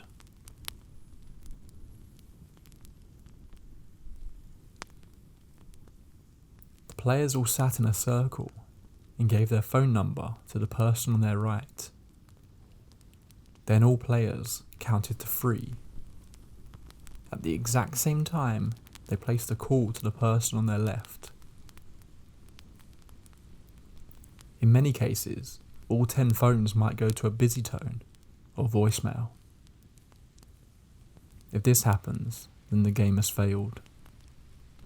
It's important to put all your phones away, leave the property, and do not talk to one another again until the following morning. However, in this case, one phone did connect. However, the voice on the other end of the line wasn't one of the group. This person's call had been answered by something else. The person who was successful asked a question from their list, as the others listened intently. It's important that you remember the answers he gives you in detail.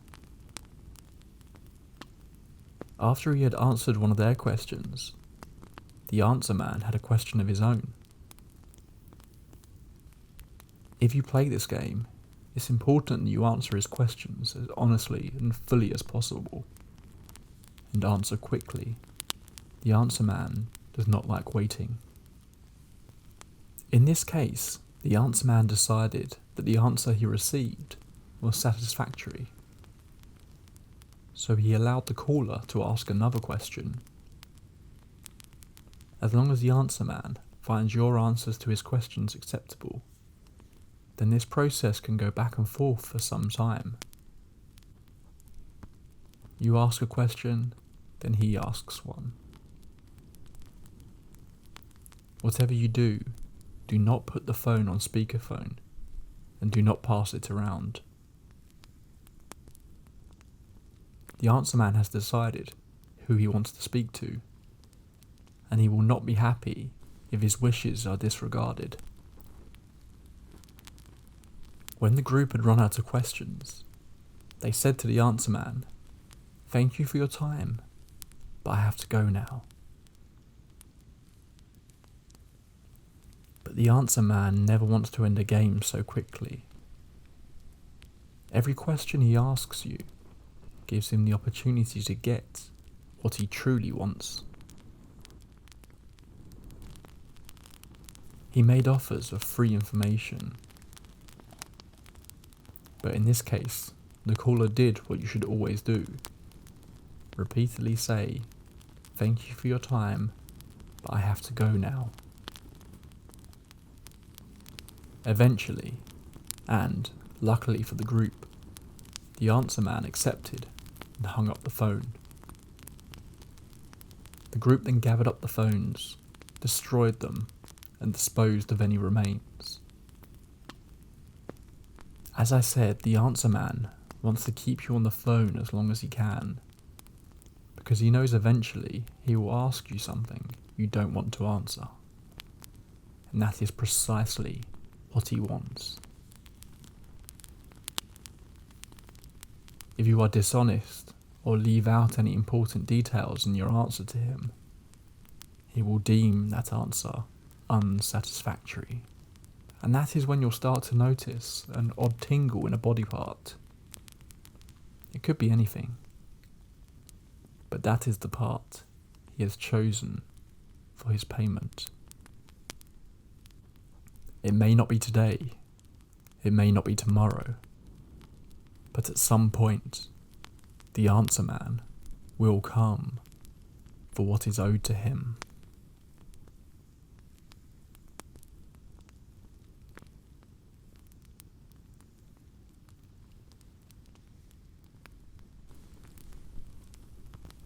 Is there anything creepier than a haunted doll? Let's take a look at two cases. One more well known, the other less so. I hope you aren't a fan of Frozen, because this one might spoil it for you. When we think of haunted dolls, we likely have the older vintage style in mind. Not modern Disney characters. But according to a news story from Houston, that is exactly what happened to one family in 2013. The doll recited phrases from the movie Frozen and sang Let It Go when a button on its necklace was pressed. For 2 years, it did that in English. Mother Emily Madonia said. In 2015, it started doing it, alternating between Spanish and English. There wasn't a button that changed these, it was just random. The family had owned the doll for more than 6 years and never changed its batteries. The mother says the doll would randomly begin to speak and sing even when it was switched off. A weird quirk, but not totally out of the realm of possibility that the doll was simply faulty. Eventually, many years later, the family decided to get rid of the doll and threw it away, only to later discover it weeks later inside the bench in their living room. At this point, the doll stopped speaking English entirely and would only sing in Spanish when its button was pressed. They placed the doll into a rubbish sack and left it in their garage. The family were going away for a couple of days, but would put the doll out with the rest of the rubbish when they returned. However, when they returned, they found Elsa sat in the backyard, like she was waiting for them. In an unusual ending to this story, the family sent the doll to a family friend who has taped the creepy doll to the bumper of his truck. Seemingly, Elsa is quite content there and hasn't bothered the family since.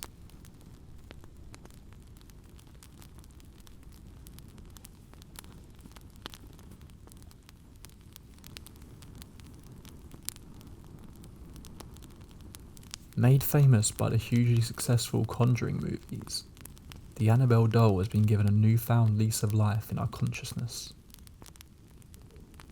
The doll was acquired by the controversial paranormal investigators Ed and Lorraine Warren after it had reportedly been causing havoc in the home of 2 young nursing students. The doll remained locked up in the Warrens' Museum of the Occult for decades, inside a locked glass case with the sign, "Warning, positively do not open," attached to it. As soon as the Warrens brought Annabelle home, they started to encounter incidents involving it. The doll would appear in various rooms. Locked doors didn't seem to stop its teleportation, and Ed Warren even reports seeing the doll levitate. A black cat would often appear in Ed's office, fascinated with his belongings, especially Annabelle. As quickly as the cat would appear, it would vanish again.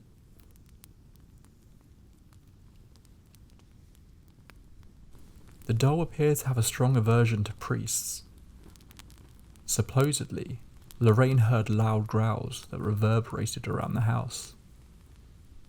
She could find no source for the sounds, but coincidentally, they appeared to have coincided with 2 back-to-back calls from Father Kevin, a priest who had assisted them in the earlier investigation. But there were 3 recordings on their answer phone. In between Father Kevin's 2 calls were the growls Lorraine had been hearing. A detective who was investigating a murder that had been linked to witchcraft met with Ed at the Warrens' home. Ed went upstairs to make a phone call and told the detective to feel free to look around the museum. Ed would never find out what happened, but within 5 minutes, the detective had run upstairs, white as a sheet. He just kept saying, "The doll. The rag doll was real." Annabelle has been a key feature of the Warrens' occult museum for decades, and there are countless stories of experiences people have had with her. From a priest whose car was totaled after mocking the doll, to ornaments exploding in the Warrens' home when the doll was present. Workmen who visited the house often asked for the doll to be removed. The atmosphere that Annabelle seemed to create had an impact on anyone who came near her. But the most tragic incident comes from a young couple who visited the Warrens' museum. The man, seemingly trying to show off to his girlfriend, started banging on Annabelle's display case and started goading the doll to attack him. Ed had already warned him to be careful with the items in the museum. They had a strict no-touching policy, and with this show of disrespect, he asked the couple to leave. Later, the girl returned alone, clearly in shock and almost in a daze.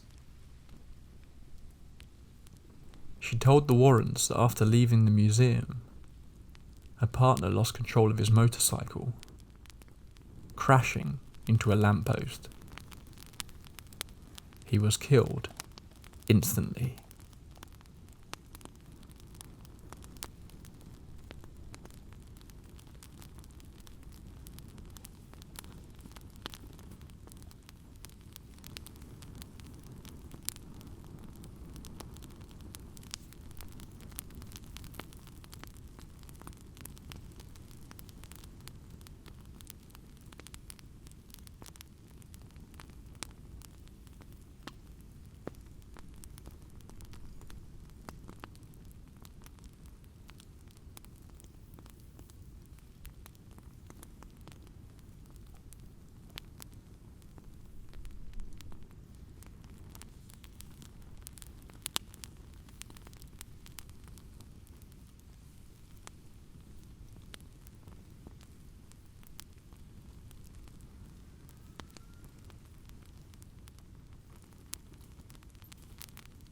A Reddit user recently shared this story. My wife and I moved into our old house in New England in summer 2000. We had looked at dozens of houses, but this one just immediately felt like home. Soon after, we invited our good friend James and his husband up for a weekend. Keep James and his husband in mind. We were pretty well into getting our late night party on, playing cards, drinking, smoking in the dining room. Out of the corner of my eye I saw, though the experience was more like perceived, very vividly, an older woman with jet black hair sitting next to the old upright piano in the corner. The piano came with the house. We specifically requested that the previous owner included it in the sale because we thought it was so cool. And we didn't have much furniture. It wasn't even slightly scary.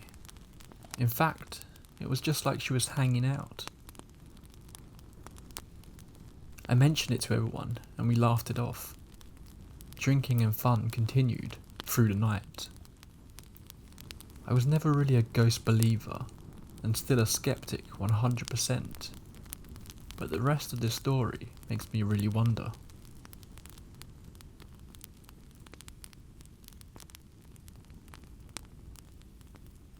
Several weeks later, we met a neighbour from down the street who lived in the neighbourhood for 45 years. "You live in Muriel King House," she tells us. Muriel was a really interesting lady. She was a famous fashion designer in the 1930s that lived there alone after her husband committed suicide. Very tragic, but she was an interesting lady, very independent and ahead of her time. She travelled all over the world. She was Greek, I think. Greek, I ask. Weird question, but did she have black hair? Yes, she had jet black hair, even when she was an old woman. It was very striking. Yep, I got the chills right there.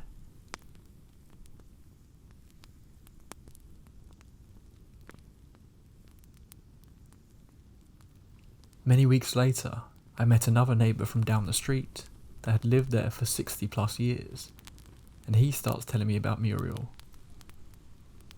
She was a famous fashion designer.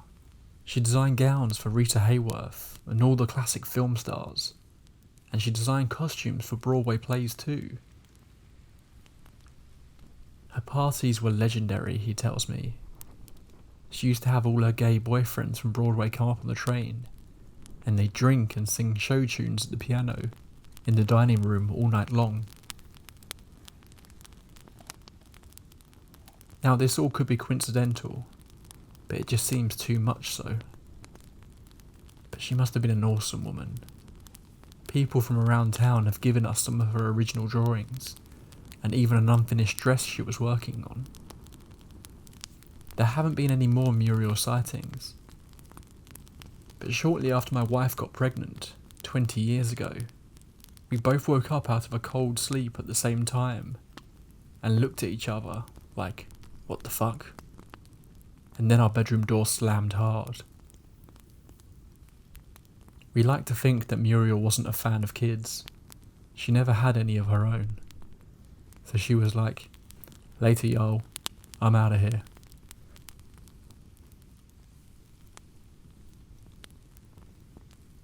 Not all ghost stories create that creeping fear up your spine.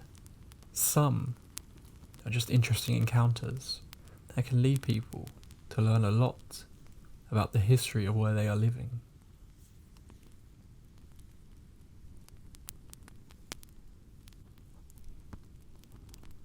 Here's another story from a Reddit user.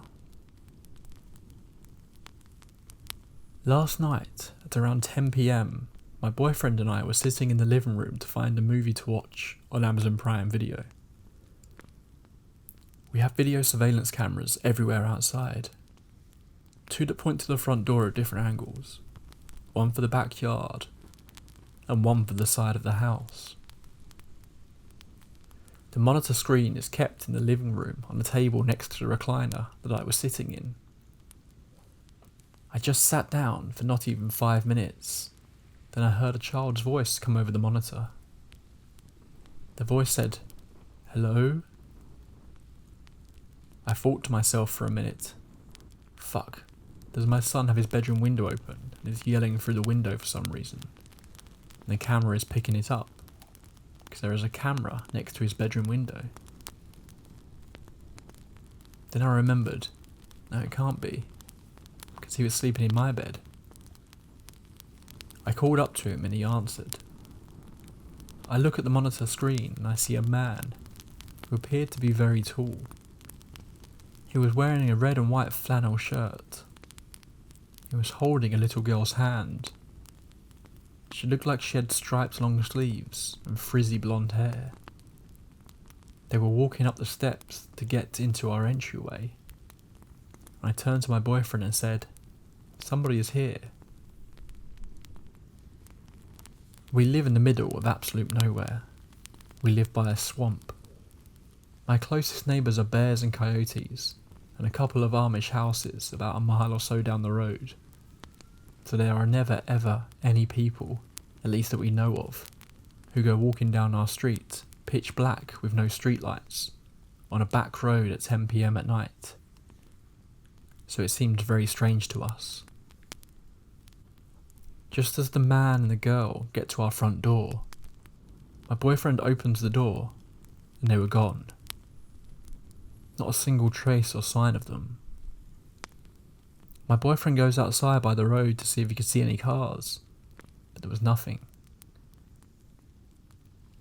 We thought maybe they were having car trouble and stopped for help, but there were no signs of that being a possibility. I let the dog outside and my boyfriend went outside with a flashlight. but nothing was there. We watched the camera footage, and the people coming to the door never recorded. We reviewed old camera footage and saw nothing that looked or sounded like that. We don't even know people that look like that, or of anybody that could have possibly come over that looked like that. My boyfriend does not believe in ghosts, but seeing that we had no explanation for it, I think he changed his mind. We have lived in this house for 4 years, and I personally have never experienced anything until last night. My boyfriend admitted that the one night I was at work he saw something moving in the yard, but thought it was an animal, but went out to look and nothing was there. But my son's tyre swing was swinging back and forth like crazy.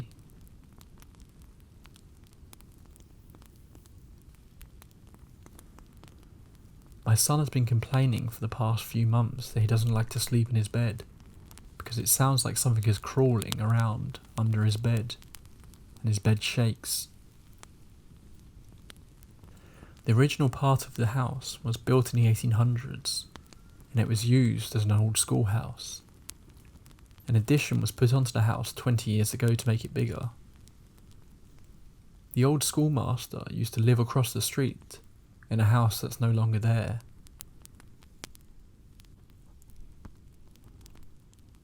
I talked to my boyfriend today and we both said what happened is really weird and we've come to terms with it possibly being a ghost sighting. I know I'm not crazy because he saw and heard the voice too. I have seen many ghosts in my lifetime. I just wonder what took so long for me to see one here. What bothers me is that it seemed like they wanted to get my attention, and it makes me feel very uneasy.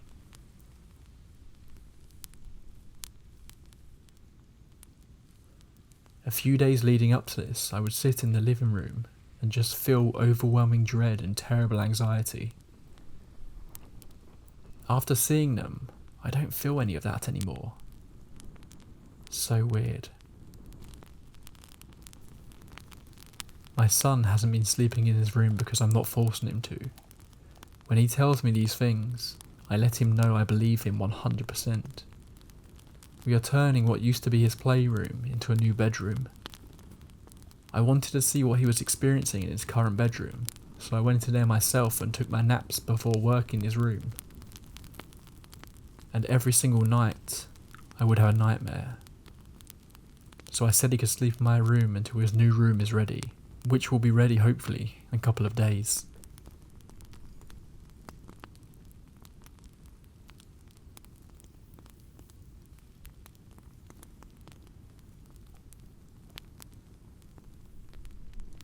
London, 1934. A young woman was walking past an office building near Aldwych one summer's day, when out of nowhere, passers-by saw her collapse. She had fainted. A group of onlookers rushed her to a nearby chemist. When she came to, she had an unusual experience to share.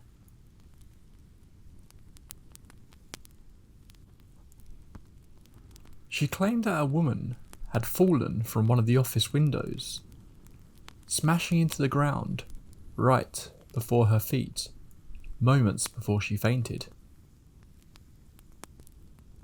The people who had seen her faint claimed they saw no such thing. What was unknown to this woman at the time was that in fact, 18 months earlier, another young woman had fallen through the window of an office building. She died in the very spot that she had fainted.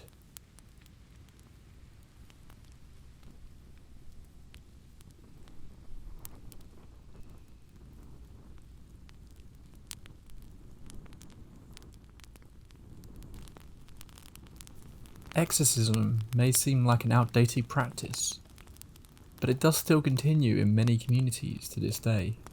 This tragic story takes place in 2016, as reported by Esquire. In August 2016, in North London, 26-year-old Kennedy began acting strange and aggressive following a pain in his throat. He reportedly bit his father, threatened to cut off his own penis, and complained of a python or snake inside of him before his family restrained him to a bed with cable ties and excessive force. The BBC are quoted as saying, "The family then set about attempting to cure Kennedy through restraint and prayer over the next 3 days," the court was told. His brother Colin told police, "It was clear that thing was in him. What we believed was a demon because it was not natural. It was clearly trying to kill him," he said. "We had to restrain him for himself. It was clear if we didn't restrain him, he could have tried to harm people in our family." Kennedy had been bound to his bed for 3 days without medical attention when his brother called emergency services, explaining that Kennedy was complaining of dehydration. He appeared to have developed breathing issues and was pronounced dead at 10:17 a.m. As the Independent reported, while police were at the house, Colin allegedly carried out an attempted resurrection by chanting and praying for his life. All 7 of Kennedy's family members were accused of manslaughter, false imprisonment, and causing or allowing the death of a vulnerable adult. A post-mortem examination revealed over 60 wounds, including a possible bite on Kennedy's body. And his father, Kenneth, along with 4 of his brothers, sustained injuries as well. The BBC reported Kenneth told jurors he ordered his sons to take shifts and use overwhelming force, but denied that an association with cults, occults, and secret societies played any part in the death.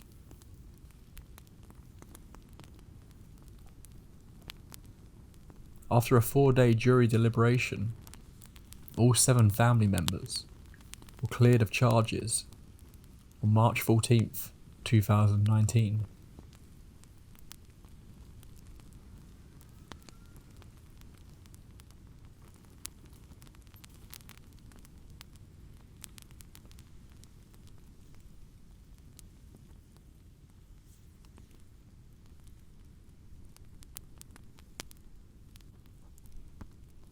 Another story with a young woman taken from a recent magazine article. This time, Hannah explains her encounters with an odd imaginary friend. These are Hannah's own words.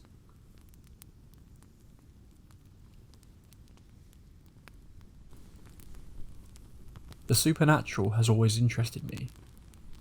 I grew up watching Most Haunted and Ghost Hunters, and now I love BuzzFeed's Supernatural series. I don't think ghosts are real in the sense that you can see an apparition of someone who died, but I do believe you can communicate with other spirits who would go through a journey to be able to communicate. I also believe in being possessed and objects having spirits attached to them. When we experienced the odd imaginary friend situation and heard footsteps in the house, we didn't jump to ghosts until quite late on. It was one of those things where if you'd watch it on a film, you'd say, why wouldn't you move out when you can hear things in the attic or running around upstairs? But we really didn't think much of it straight away. One of my cousins who I lived with was only a tiny human when it began, and he was somewhat mischievous. But when he began to say, Bella Lucia made me do it, we were like, who? Bella Lucia was someone only my cousin Tom could see and talk to. Apparently a girl who I think was about 5 years old. So here's the story. For context, when I was about 13 myself, my sister and my dad moved into a bigger house with my auntie, uncle, and my 2 cousins, who were 3 and 5 at the time. It was a house that was relatively old, but nothing ancient. My sister and I shared a room on the bottom floor, and my dad was also in the room next to us. And we had our own bathroom. Upstairs, the kids had their own rooms, and my auntie and uncle had a room upstairs.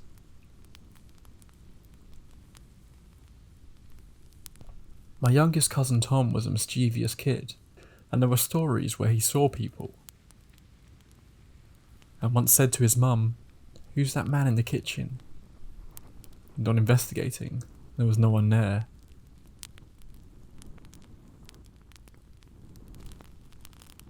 When he moved into this house with us, he would start to misbehave and would say Bella Lucia told me to do it. It was such a specifically odd name that we thought, what 3-year-old would come up with that name? Then my sister and I started getting bruises and hearing noises that spooked us, but we hadn't put 2 and 2 together. One night, I heard running upstairs, and I said to my auntie the next morning that I heard Tom run around and asked if he'd had a rough night. And she said no, he slept all night in his bed. And I was like, no, I 1000% heard a little kid run around last night. And they said he didn't wake them up at all, which he typically would. Bella Lucia would then start talking to Tom more and more, and he would say, Bella Lucia said, "It's time to go play upstairs now."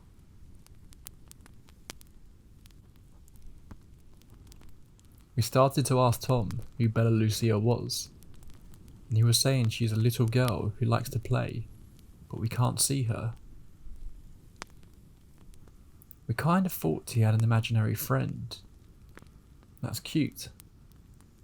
But he would do really obscure and dangerous things that weren't like him.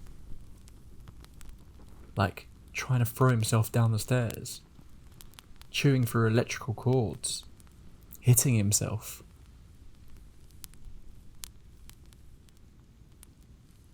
I kept thinking I could hear people in the kitchen, and when I'd go to look, no one was there.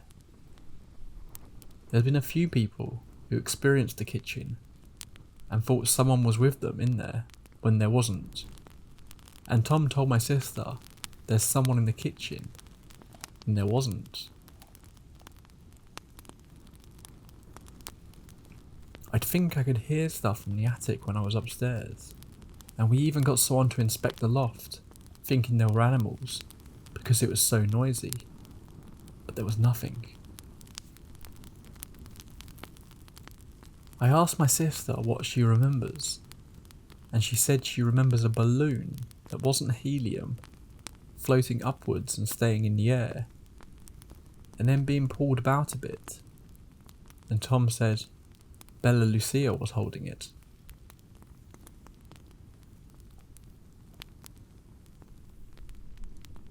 When we started to feel more creeped out in the house, we googled Bella Lucia. The name translates to beautiful light, which is often to do with angels or angelic meanings.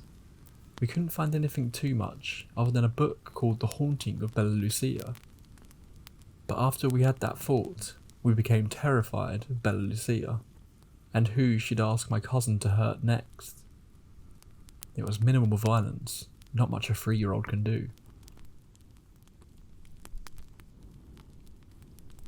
We'd moved out a year or so after, and my cousin hasn't had any weird contact with Bella Lucia since, and doesn't remember a thing, which is normally weird because kids don't tend to forget imaginary friends.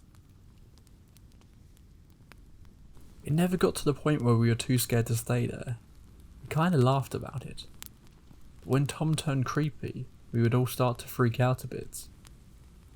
We were more worried about him being hurt, honestly. But he seemed to have a good pact with Bella Lucia that would mean they'd play together and sometimes be naughty. I never thought about the fact that the next tenants might experience it, because I assumed that whatever it was attached to my cousin. I don't think I could live in a haunted house, but I'd love to experience it for a night in a properly haunted place. I always think, though, when you know what kind of ghost experience to expect, you create the fear yourself, and every noise you hear you assume is a ghost. I think if I lived somewhere and it had a friendly spirit in there, I wouldn't mind. The first sign of a paranormal activity moment, and I think I'd be out. Although that's easier said than done, and would make a great viral video.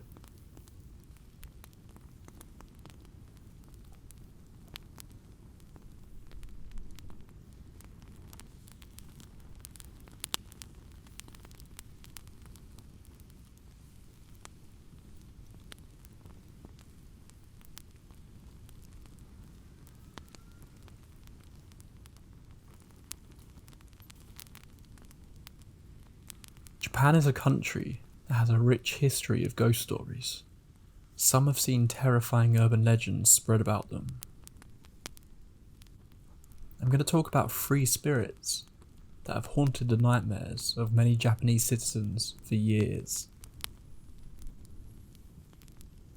Let's start with Akamanto. Akamanto is supposedly the spirit of a man dressed in a long flowing red cloak and a pale mask. He haunts the bathrooms of public places, especially schools. Most often it is said that if you sit in the final stall of the women's bathroom, that is where he is most likely to appear. If you see Akamanto, he will present you with 2 pieces of paper. One red, one blue. The choice of the 2 colours isn't as simple as it seems.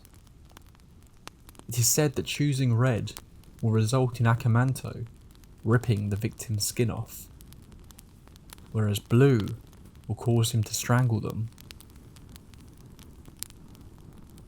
The only way to survive an encounter with the red cloak is to say no to both options and run from the bathroom. But whatever you do, don't suggest a different colour to him. That would be the worst thing you could do.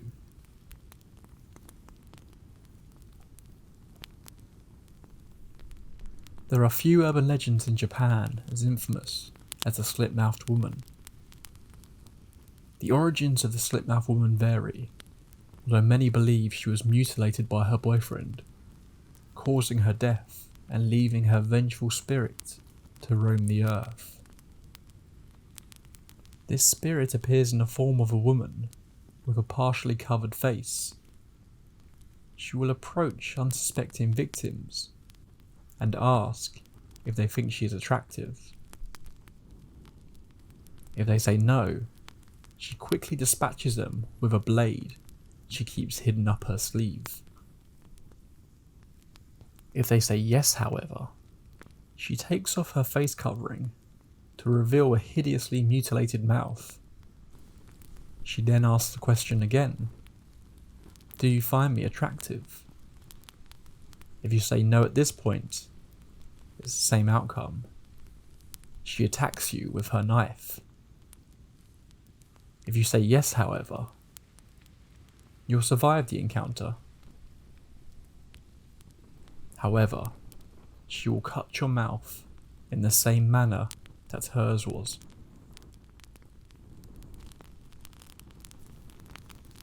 Some say it's possible to confuse the slit-mouthed woman by telling her she looks average or so-so, which results in her letting you go.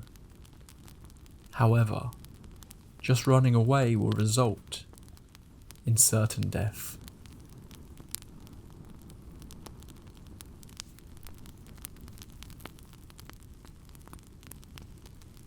Another spirit that is said to haunt the bathrooms of Japan is Kashima Reiko. This spirit has a bit more of a tragic backstory to it.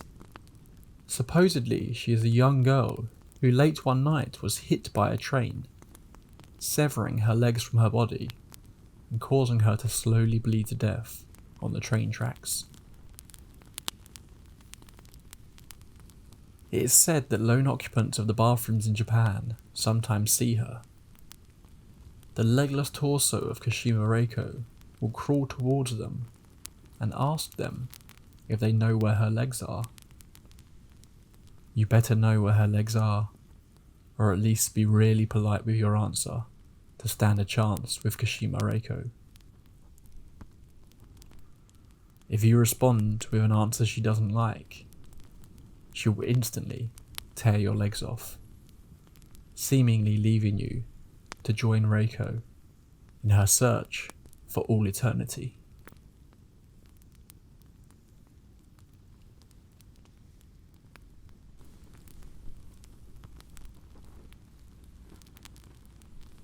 One of the most commonly reported ghost encounters is people seeing those that have recently passed without their knowledge.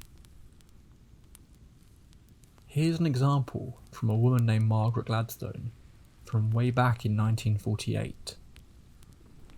In her words,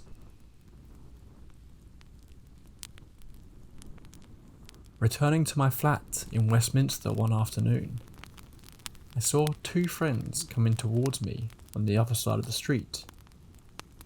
I had no time to stop and hoped that they would not notice me. I crossed the street behind them and hurried home. At breakfast time, a friend rang to tell me that the man I had seen the day before had died in the night. I was amazed and described how I had seen him and his wife apparently in perfect health. My friend exclaimed that was an impossibility, as he had been ill for some days. The widow, I may mention, is still alive."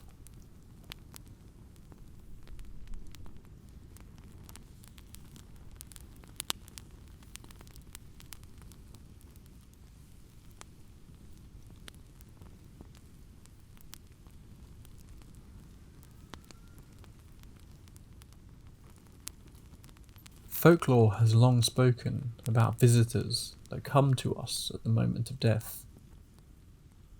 Maybe they are here to transport us to the next realm, or maybe to inform loved ones of a passing. That certainly seems to be the case in this tale. This letter was published in 1967, but refers to an incident that happened nearly 100 years earlier. Here is what the letter said. The reference in Roy Christian's article to the death of the Marquis of Hastings in 1868 reminds me of a story that my grandfather wrote in his diary that year. Heard of the death of the Marquis of Hastings yesterday in London. He was only 26 years old. A curious thing happened in connection with his death. There is a tradition in the family that before a death of a member of it, some other member hears the noise of carriage wheels driving to his door, when no carriage is in fact there. This actually happened at the Castle Cardiff, when Lord Bute was down here lately, and he even went to the door to see if a carriage was there. It was remarked at the time, Lord Bute being a Hastings on the mother's side. My grandfather was Lord Bute's cousin and knew him well. Some 60 years later, the then Marquis of Bute and his wife were at Dumfries's house. One evening after dinner, they heard a carriage. They waited, but no one was announced. So they rang for the butler, but no one had come. The next day, news came that a member of the Hastings family died.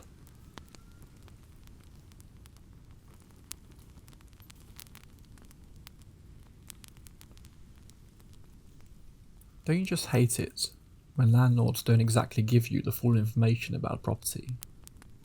This is what Reddit user Digs Doors experienced in an apartment that appeared to be hiding something much darker.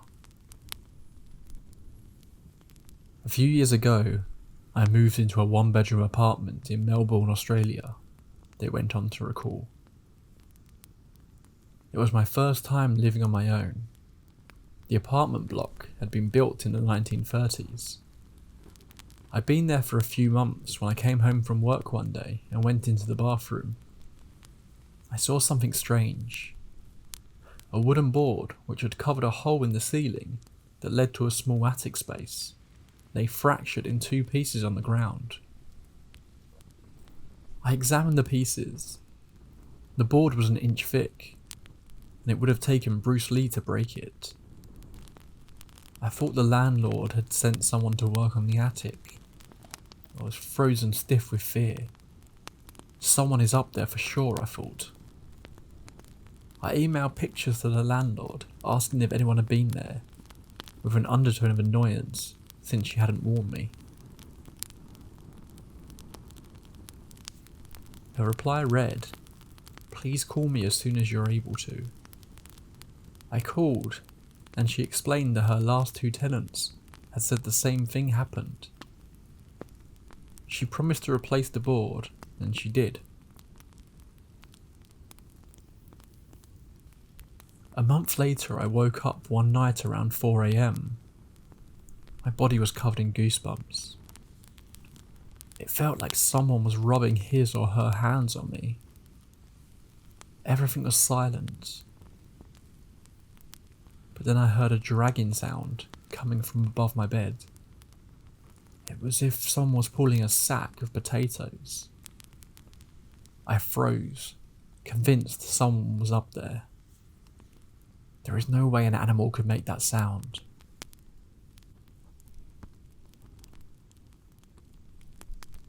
After 5 minutes, I worked up the courage to turn on the light, armed myself with a cricket bat, and walked to the bathroom. That's when I saw that the new board covering the hole was broken in two. I felt sick. The dragging sound had stopped. But I heard something else. Whispering. The sound was clear and coming from the attic. It sounded like children's voices. And I could hear one sentence repeated over and over. "It's your turn.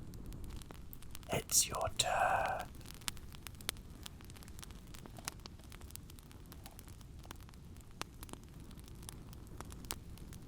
I switched on every light in the apartment to make things feel normal.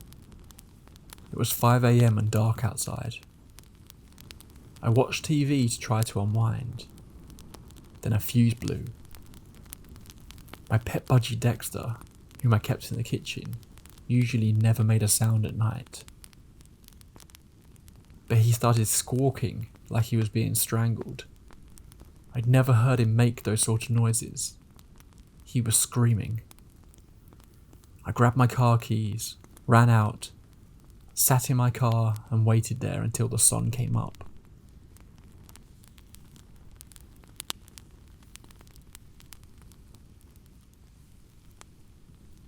When I saw people walking their dogs, this comforted me enough to go back in. The front door was open, but I figure I might have forgotten to close it when I ran out. I went to the kitchen to check on Dexter, but he wasn't in his cage. I felt sick again. All my windows were closed, so I looked everywhere inside. When I walked to the bathroom, I heard splashing. Dexter was half drowned in the toilet. I took him out, washed him, and dried him. I was so confused.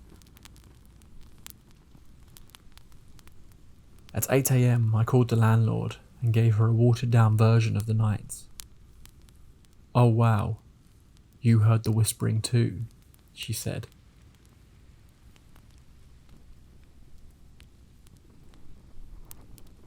I stayed in that apartment for another 18 months. I heard the whispering on a few occasions, and twice the board covering the hole in the ceiling moved. Although I live elsewhere now, the landlord recently called. She said that her new tenants had begged to speak with me about some of the stuff that's been going on there. Forget it. It's their problem now.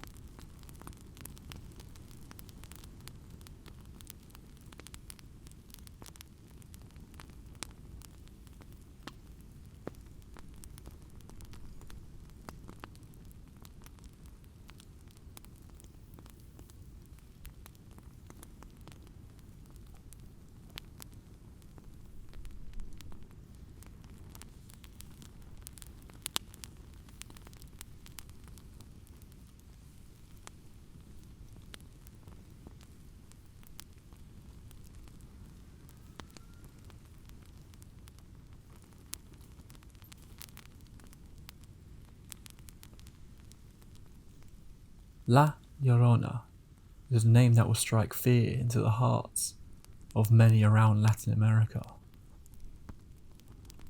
Also known as the Wailing Woman, the story changes from place to place, but it normally claims that she lost a loved one.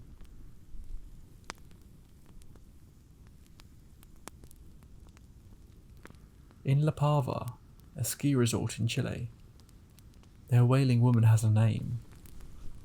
She was called Lola, and many of the locals knew her well in her previous life.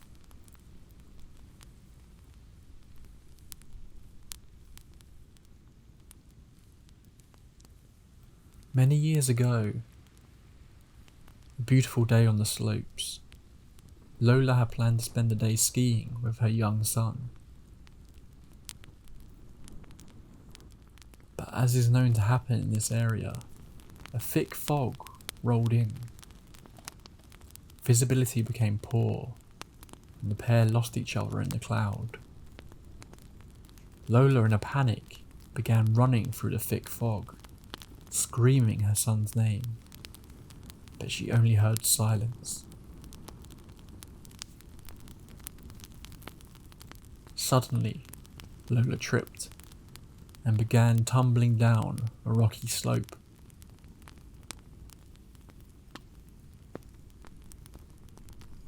Luckily, she was found by a lift operator who was heading back to his hut. Lola was in a bad way, her body torn to shreds by the jagged rocks. She was alive, but only just. She was only capable of the faintest whisper.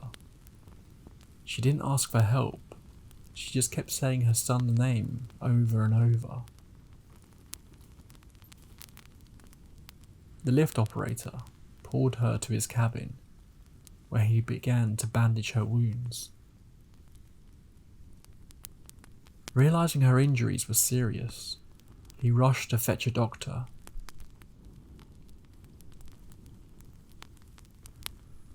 The pair made their way back to the hut, the thick fog still clinging to the area. But when they opened the door, they found that the bed was empty. The bloody sheets were the only evidence that Lola had been there at all.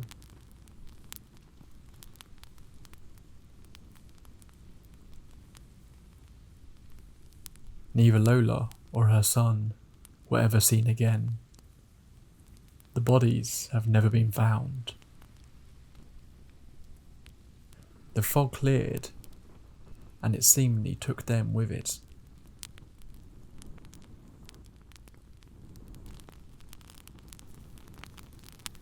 To this day, people in La Pava swear they can hear Lola calling for her son, but never hear a response.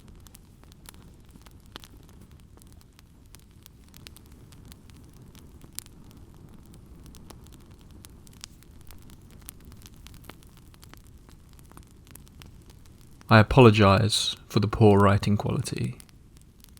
This is the first time since 2019 I have written all this down. I hope it interests you. This story is real and is my personal experience. Names have been changed. I joined the army in 1990 and got out in 1998 when I hit my midlife crisis. I joined the National Guard. More than a few, years after joining the Guard, I was told I was getting assigned to a medical unit that was deploying to the Middle East. In January 2019, I reported to my new unit and learned that in addition to deploying at the end of the year, I would have to go through an NTC rotation with the unit. What a joy. NTC, for those who don't know, the National Training Centre, is in the middle of the Californian desert. It's one of the most challenging training events the army has, and is as close to hell as we can get on this ball of dirt. Or so I think anyway. Skipping ahead, our rotation at NTC was scheduled to back up to our deployment, meaning we had to deploy our equipment from Fort Irwin instead of shipping it home. So after 30 days in the desert, I got to watch my unit load up on buses and head home for a month, while I got to stay at Fort Irwin and deal with packing, custom inspections and inventories. Out of around 5,000 guardsmen that made up the force, deploying around 300 of us had to stay behind. Because units don't typically have to deploy, Fort Irwin struggled to find a place for us to stay. The rotational unit locations were needed for the next unit that was coming to do some training in the desert, and the National Guard barracks at the post were needed for the California Guardsmen, who were doing their 2 weeks annual training that summer. So after moving around a bit, we landed in what is known as augmentee billeting. This is where units that come in not to train but to assist the post-full-time opposition force stay. Lucky for us, there were no augments needed for the upcoming training, so we got to use these barracks for 3 weeks. This is where my story begins. The work we needed to do was long and hard, but after 2 weeks most of the heavy lifting was done and we started to enjoy some downtime. This coincided with our move to the augmentee housing. When we first moved, the housing manager, a civilian, walked the senior leaders through the 12 buildings we were to occupy and the bathrooms we were allowed to use. The setup was typical for army short-term housing. Each building has 2 sides with bunk beds from front to back. The 12 buildings we occupied, along with some others, were arranged in a square, with large bathrooms and open shelters for a meeting, eating, etc. in the area behind the buildings.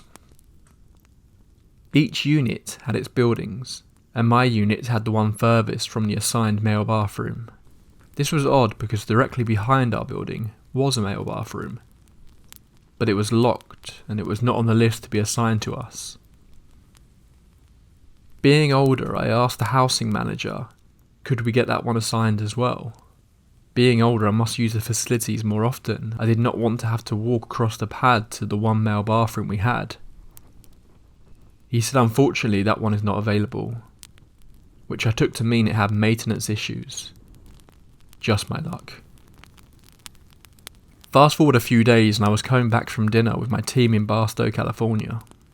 It was late, and when we arrived there was a military police car parked in front of the building next to ours. Being sensitive to issues with the National Guard and the active duty, I decided to walk to the smoking area behind the building with the MP to see if I could find out who had messed up and what we could do to avoid paperwork. When I got to the end of my building and started to the smoking pit, I swear I heard a scream and running water from the locked bathroom. However, I also saw one of our senior females talking to an MP at the smoking pit, while I looked at the bathroom as I walked by. I was more interested in finding out what was up with the MP. When I reached a female NCO I knew, she immediately said, "You heard that, right?" I said, "Heard what? The scream?" "Yes," she said. "It's been going on for half an hour. Looks like someone broke into the bathroom and is tearing up the place." Great, I thought. Someone got drunk and is going to get arrested. Please don't let it be one of my guys. I turned to the MP and introduced myself. I asked if she had been into the bathroom yet, and if she had any idea who was inside. She kind of laughed and said, no, both doors still have their locks, so I'm waiting for my NCOIC to get here with the key. About that time, 2 additional MPs arrived, and one said, let's get this over with, and they all started towards the bathroom. The senior MP turned to me and said, Sir, do you and the sergeant mind going to wait at the other door? I said we're not equipped to deal with some drunk, that's your job. He laughed and said no worries. I don't think anyone will come out that side. More a precaution if you don't mind. Satisfied, I walked to the sidewalk so I could see the back door. The noise from the bathroom was getting worse. It was clear all the showers were on from the steam. You could hear toilets flushing and what I assumed were stall doors banging.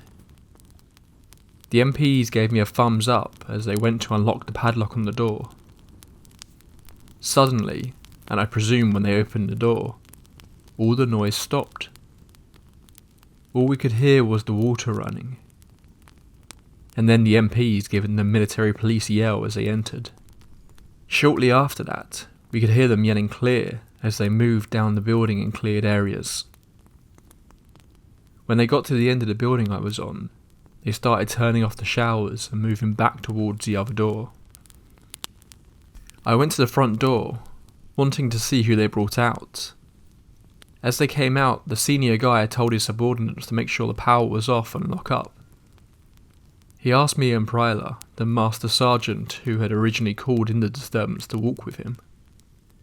When we go back to the smoking area, he said, we didn't find anyone inside. I was indignant. Clearly someone had been in the bathroom. And I said that's impossible. He held his hands up and said, Sir, this is not the first time this has happened. Every few months we get calls that someone is messing around over here. When we get here we search and clear the building and find nothing but running showers. And if the bathroom has supplies they will be thrown all over. But we never find anyone inside. I don't have an explanation for it, but from what I understand this has been going on for years.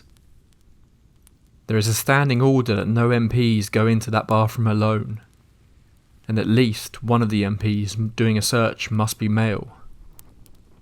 What the fuck? I said. Why is that?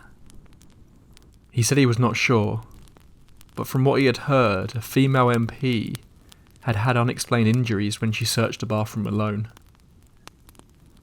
In my mind, I said this is bullshit. Just the active army messing with the guard again. The MPs left, and MSG Pryla and I talked for a bit. She was originally from Louisiana, and joined the NC Guard when she got out of the army at Fort Bragg. I told her I thought this was some bullshit prank by the MPs.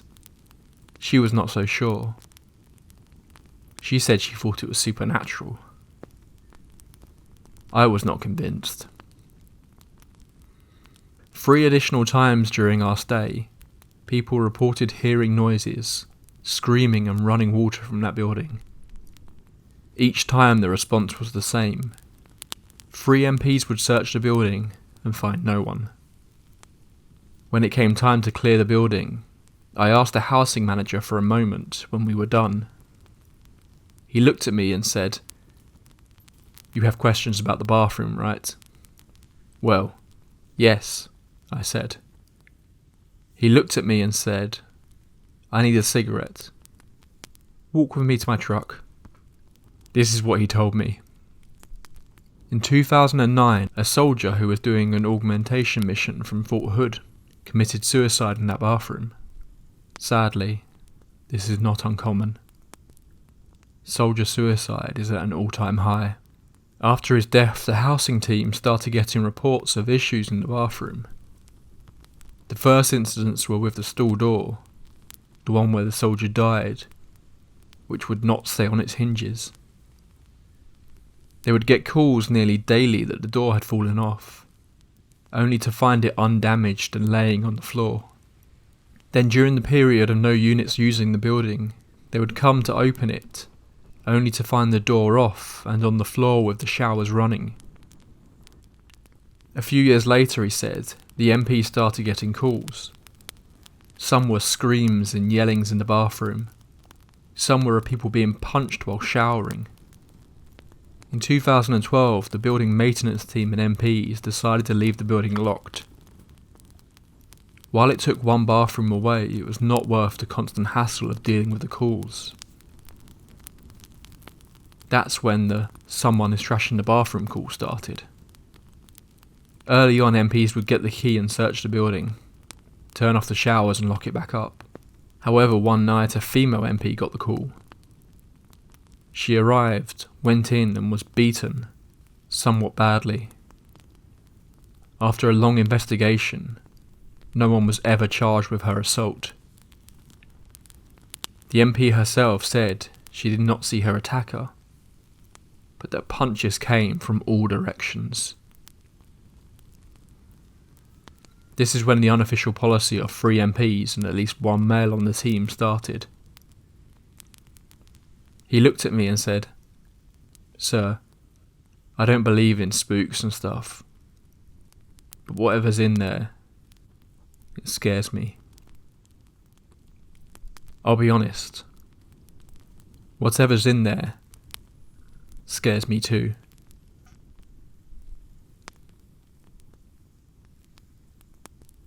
This next person has a question for you all. There's a link to all these stories in the description, so if you've had an encounter, then be sure to let them know. They also mention a very infamous haunted location that I will be covering in depth on the tape library very, very soon. Has anyone in the medical field ever experienced seeing anything creepy while working in a hospital or nursing home setting? I was hired onto a job in an assisted living facility with approximately 20 or so residents. It was a few times I've seen this thing, but not as well as this one time. As I've said, I've worked in this assisted living facility, working 2 till 10 PM. When night fell, they were simply the worst times for me. While working or walking the halls to make sure my residents were safe, I felt watched. And not just watched by like my other co-workers, or residents mind you.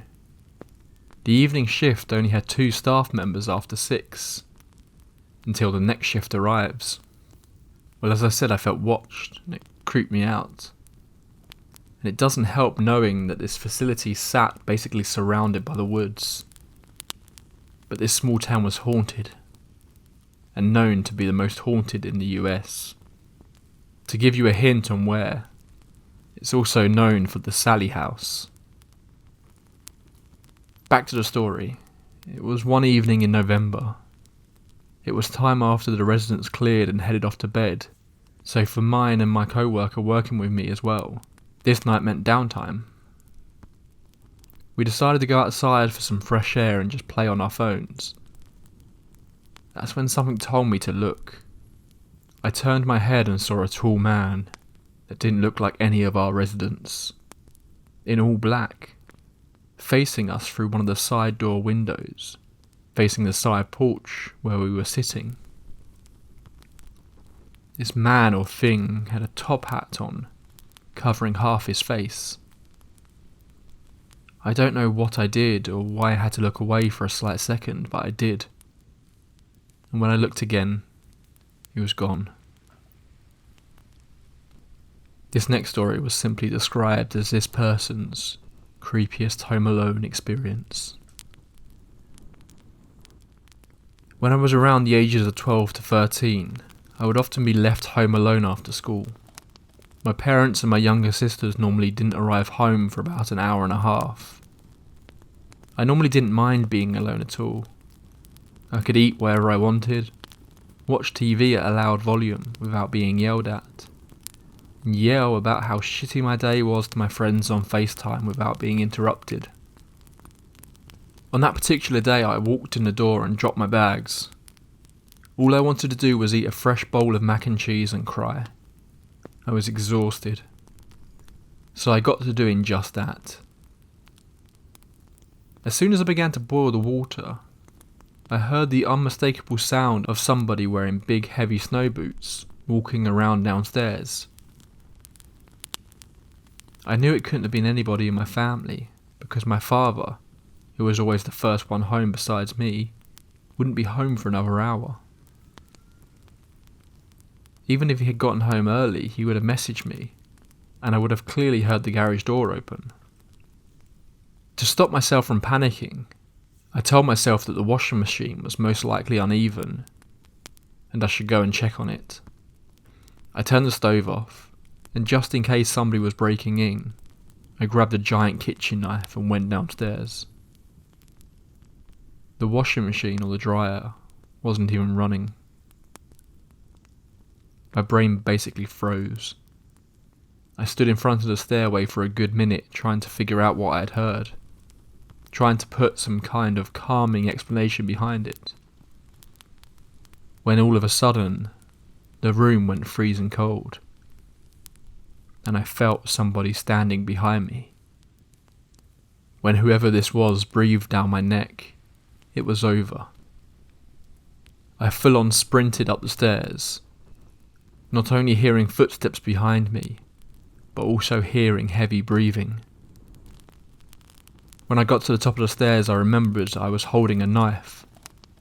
I spun around to teach this motherfucker not to go into people's houses. And when I did, nobody was there.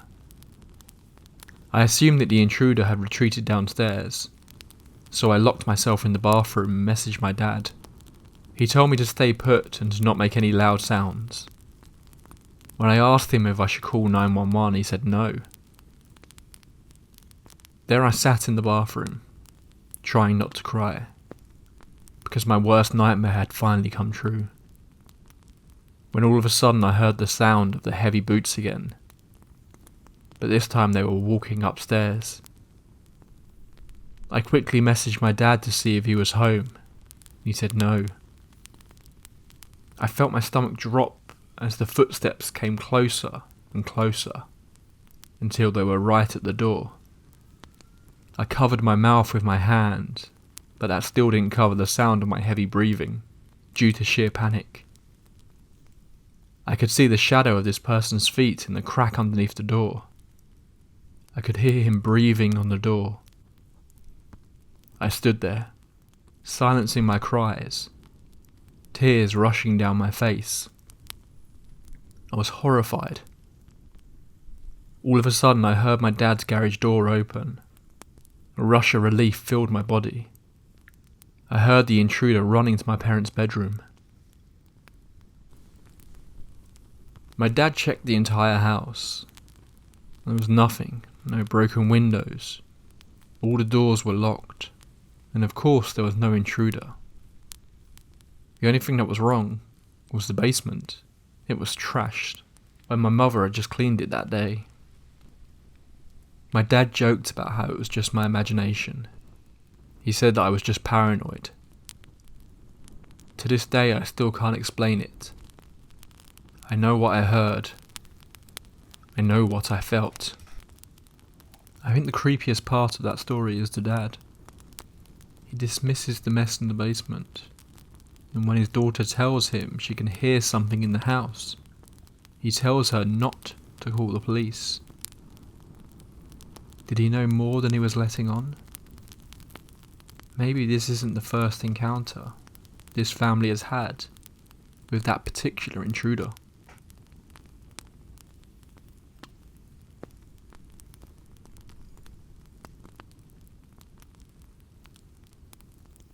One night when I was 10, I was woken up by my bedroom door opening, followed by someone sitting on my bed. I felt my leg grazed and the bed sink under a person's weight.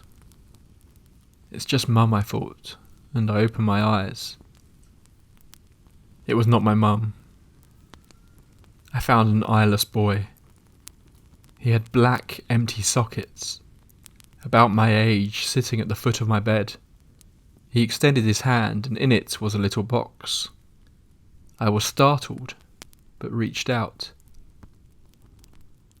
He pulled back. I reached again and said, "Give it." Then I blinked, and when I reopened my eyes, he was gone. But I could still see the imprint where he'd sat on my bed. Fast forward 5 years. My girlfriend came over to do homework. After she finished, she took a nap while she waited for her parents. When they arrived, I tried waking her up. She opened her eyes suddenly, looking up at a corner where the wall met the ceiling. She pointed there and went back to sleep. I shook her again. She came to full consciousness and I explained what she'd done. She looked haunted. She said, "Up on the wall, I saw a little boy with no eyes. He was there in a Spider-Man pose, staring at me." I freaked out and told her my story about the same kid. Fast forward another 5 years, I was with the same girlfriend and we had a 2-year-old. We were living in my parents' house in my old room. My daughter started waking up at the same time every night and she'd talk. After a while I'd noticed she almost had the same conversation every night. I playfully asked her whom she was talking to. She said, "It's a little boy. He's nice. He's lost and looking for his mummy." My daughter's nightly conversations continued until we got our own place later that year.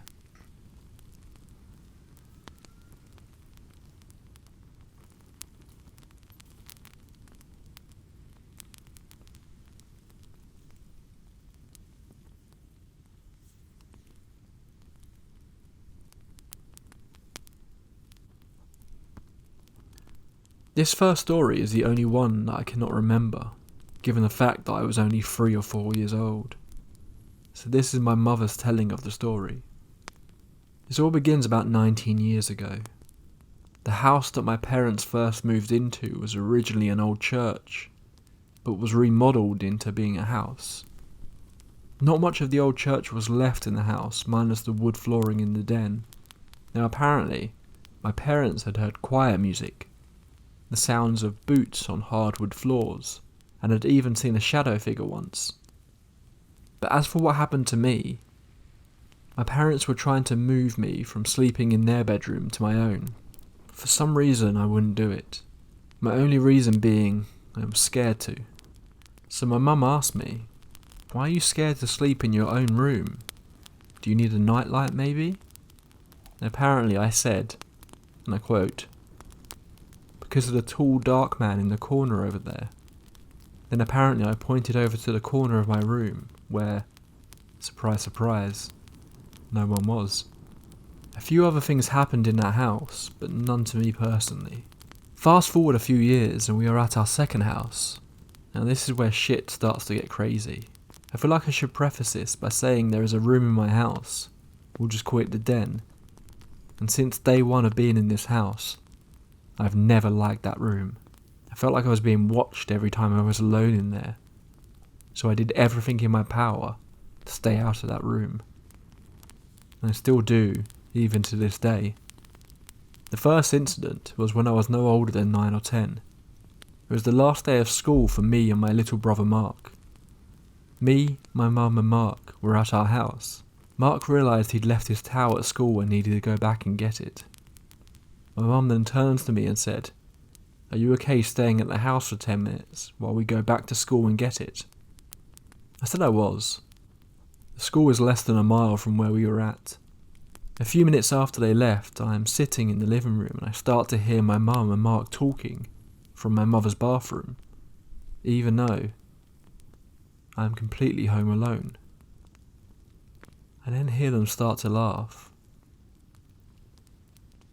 and it stops, and everything was quiet.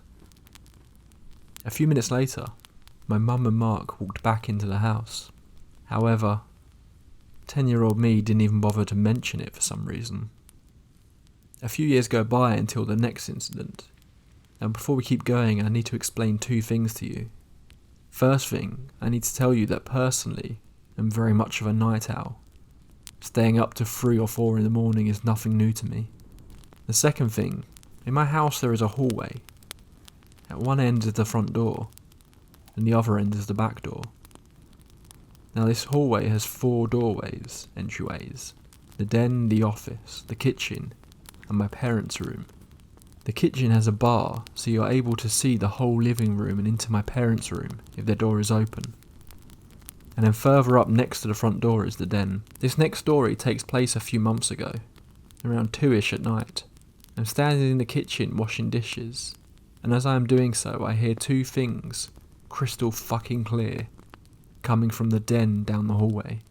I hear an old man go shh, followed by a little girl giggling. I freeze in the middle of what I'm doing. I am the only person awake right now. I don't have a little sister, and both Mark and my dad are asleep. I am the only person awake. Now at this point I am panicking on the inside. However, I was trying to keep my composure on the outside. I turn off the water in the sink and walk to my parents' bedroom, and then shake my dad awake and say, "Is there anyone else in the house besides me, you and Mark?" He simply said, "No, there isn't," and just falls back asleep. Annoyed, I walk out of my parents' room and I am immediately looking down the hallway, right towards the den, and there's nothing. Just like there should be. I sigh and I go back to doing the dishes, because ghost or no ghost, I still have chores that need to be done. The next night again, same story. I'm doing the dishes. Now something to note, I had just stood up and my shorts slipped a bit. I pulled them back, so now the front half of my shirt is untucked, while the back half of my shirt is tucked into my shorts. As I'm washing dishes, I feel something grab the back of my shirt and pop it.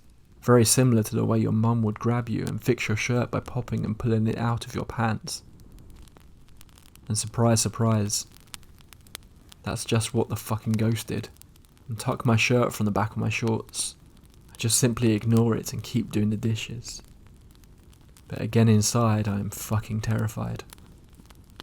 One other incident I forgot to mention. Next to the den there is a room. We just simply call it the office, like I said before. There are a few things in this room. 2 recliners, the family computer, a mini fridge. Most importantly of all, the router. Now again it's about 1ish at night, and the Wi-Fi is being extremely slow for some reason. I groan, get up, and head into the office.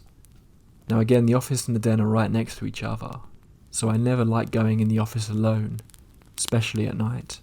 But tonight I had to. So I go into the office, go to the router and press the reset button, and then sit down on one of the 2 recliners we have in there, while I'm waiting for the Wi-Fi to reset.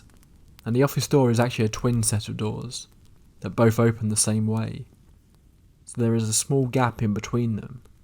And where does that small gap look into? Right into the fucking den. So I'm sitting there, and I can't shake this feeling that I'm being stared at. Like 2 eyes are looking at me, and burrowing into my very soul. I shake my head and try to ignore the feeling. After the Wi-Fi box resets, I head back to my room and I lay down on my bed. And that's when I feel it. A red hot burning pain on my hand. I look down at my hand, and there are 3 bright, red scratch marks on it. Fast forward a few months and nothing happens. Just the same old feeling that you're being watched, wherever you go. Until one night, the metaphorical dam finally bursts. I'm heading to bed. Now this involves making sure the front and back door are both locked. So, first thing, I check the front door. It's locked. So I walk down the hallway, reach the back door and then lock it. And then turn around and I see a half person walking into my den. The lower half. It's cut right at the waist. Now this person was completely see-through and sort of grey, like the ghosts in the Harry Potter movies.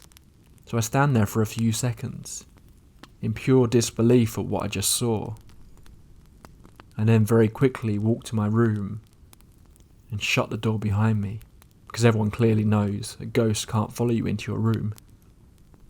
The most recent incident was last month. This time, I was not the only person awake. However, I was the only person inside the house. My dad was out in the garage working, so I'm standing in the kitchen eating a sandwich. It's important to note as well, my parents' door was open in this story. So I look up from my food for a second, and I see again half a person standing in my parents' room. But this time, it's the top half. I look back down at my food. It's only after about half a second that my brain processed what the hell I just saw. I then quickly look back up into my parents' room, and there is nothing. No one was there. Now, here we are in the present day. Nothing new has happened of late. However, the feeling of being watched at night grows stronger by the day. It's actually gotten to the point where I don't like to be out in the kitchen or anything at night. Also, before anyone asks, no, I'm not the only person who has experienced stuff. Both my parents and Mark have as well. If anything else happens, I'll be sure to write another post. That's all we have time for this evening. Pleasant dreams. I'll see you next time.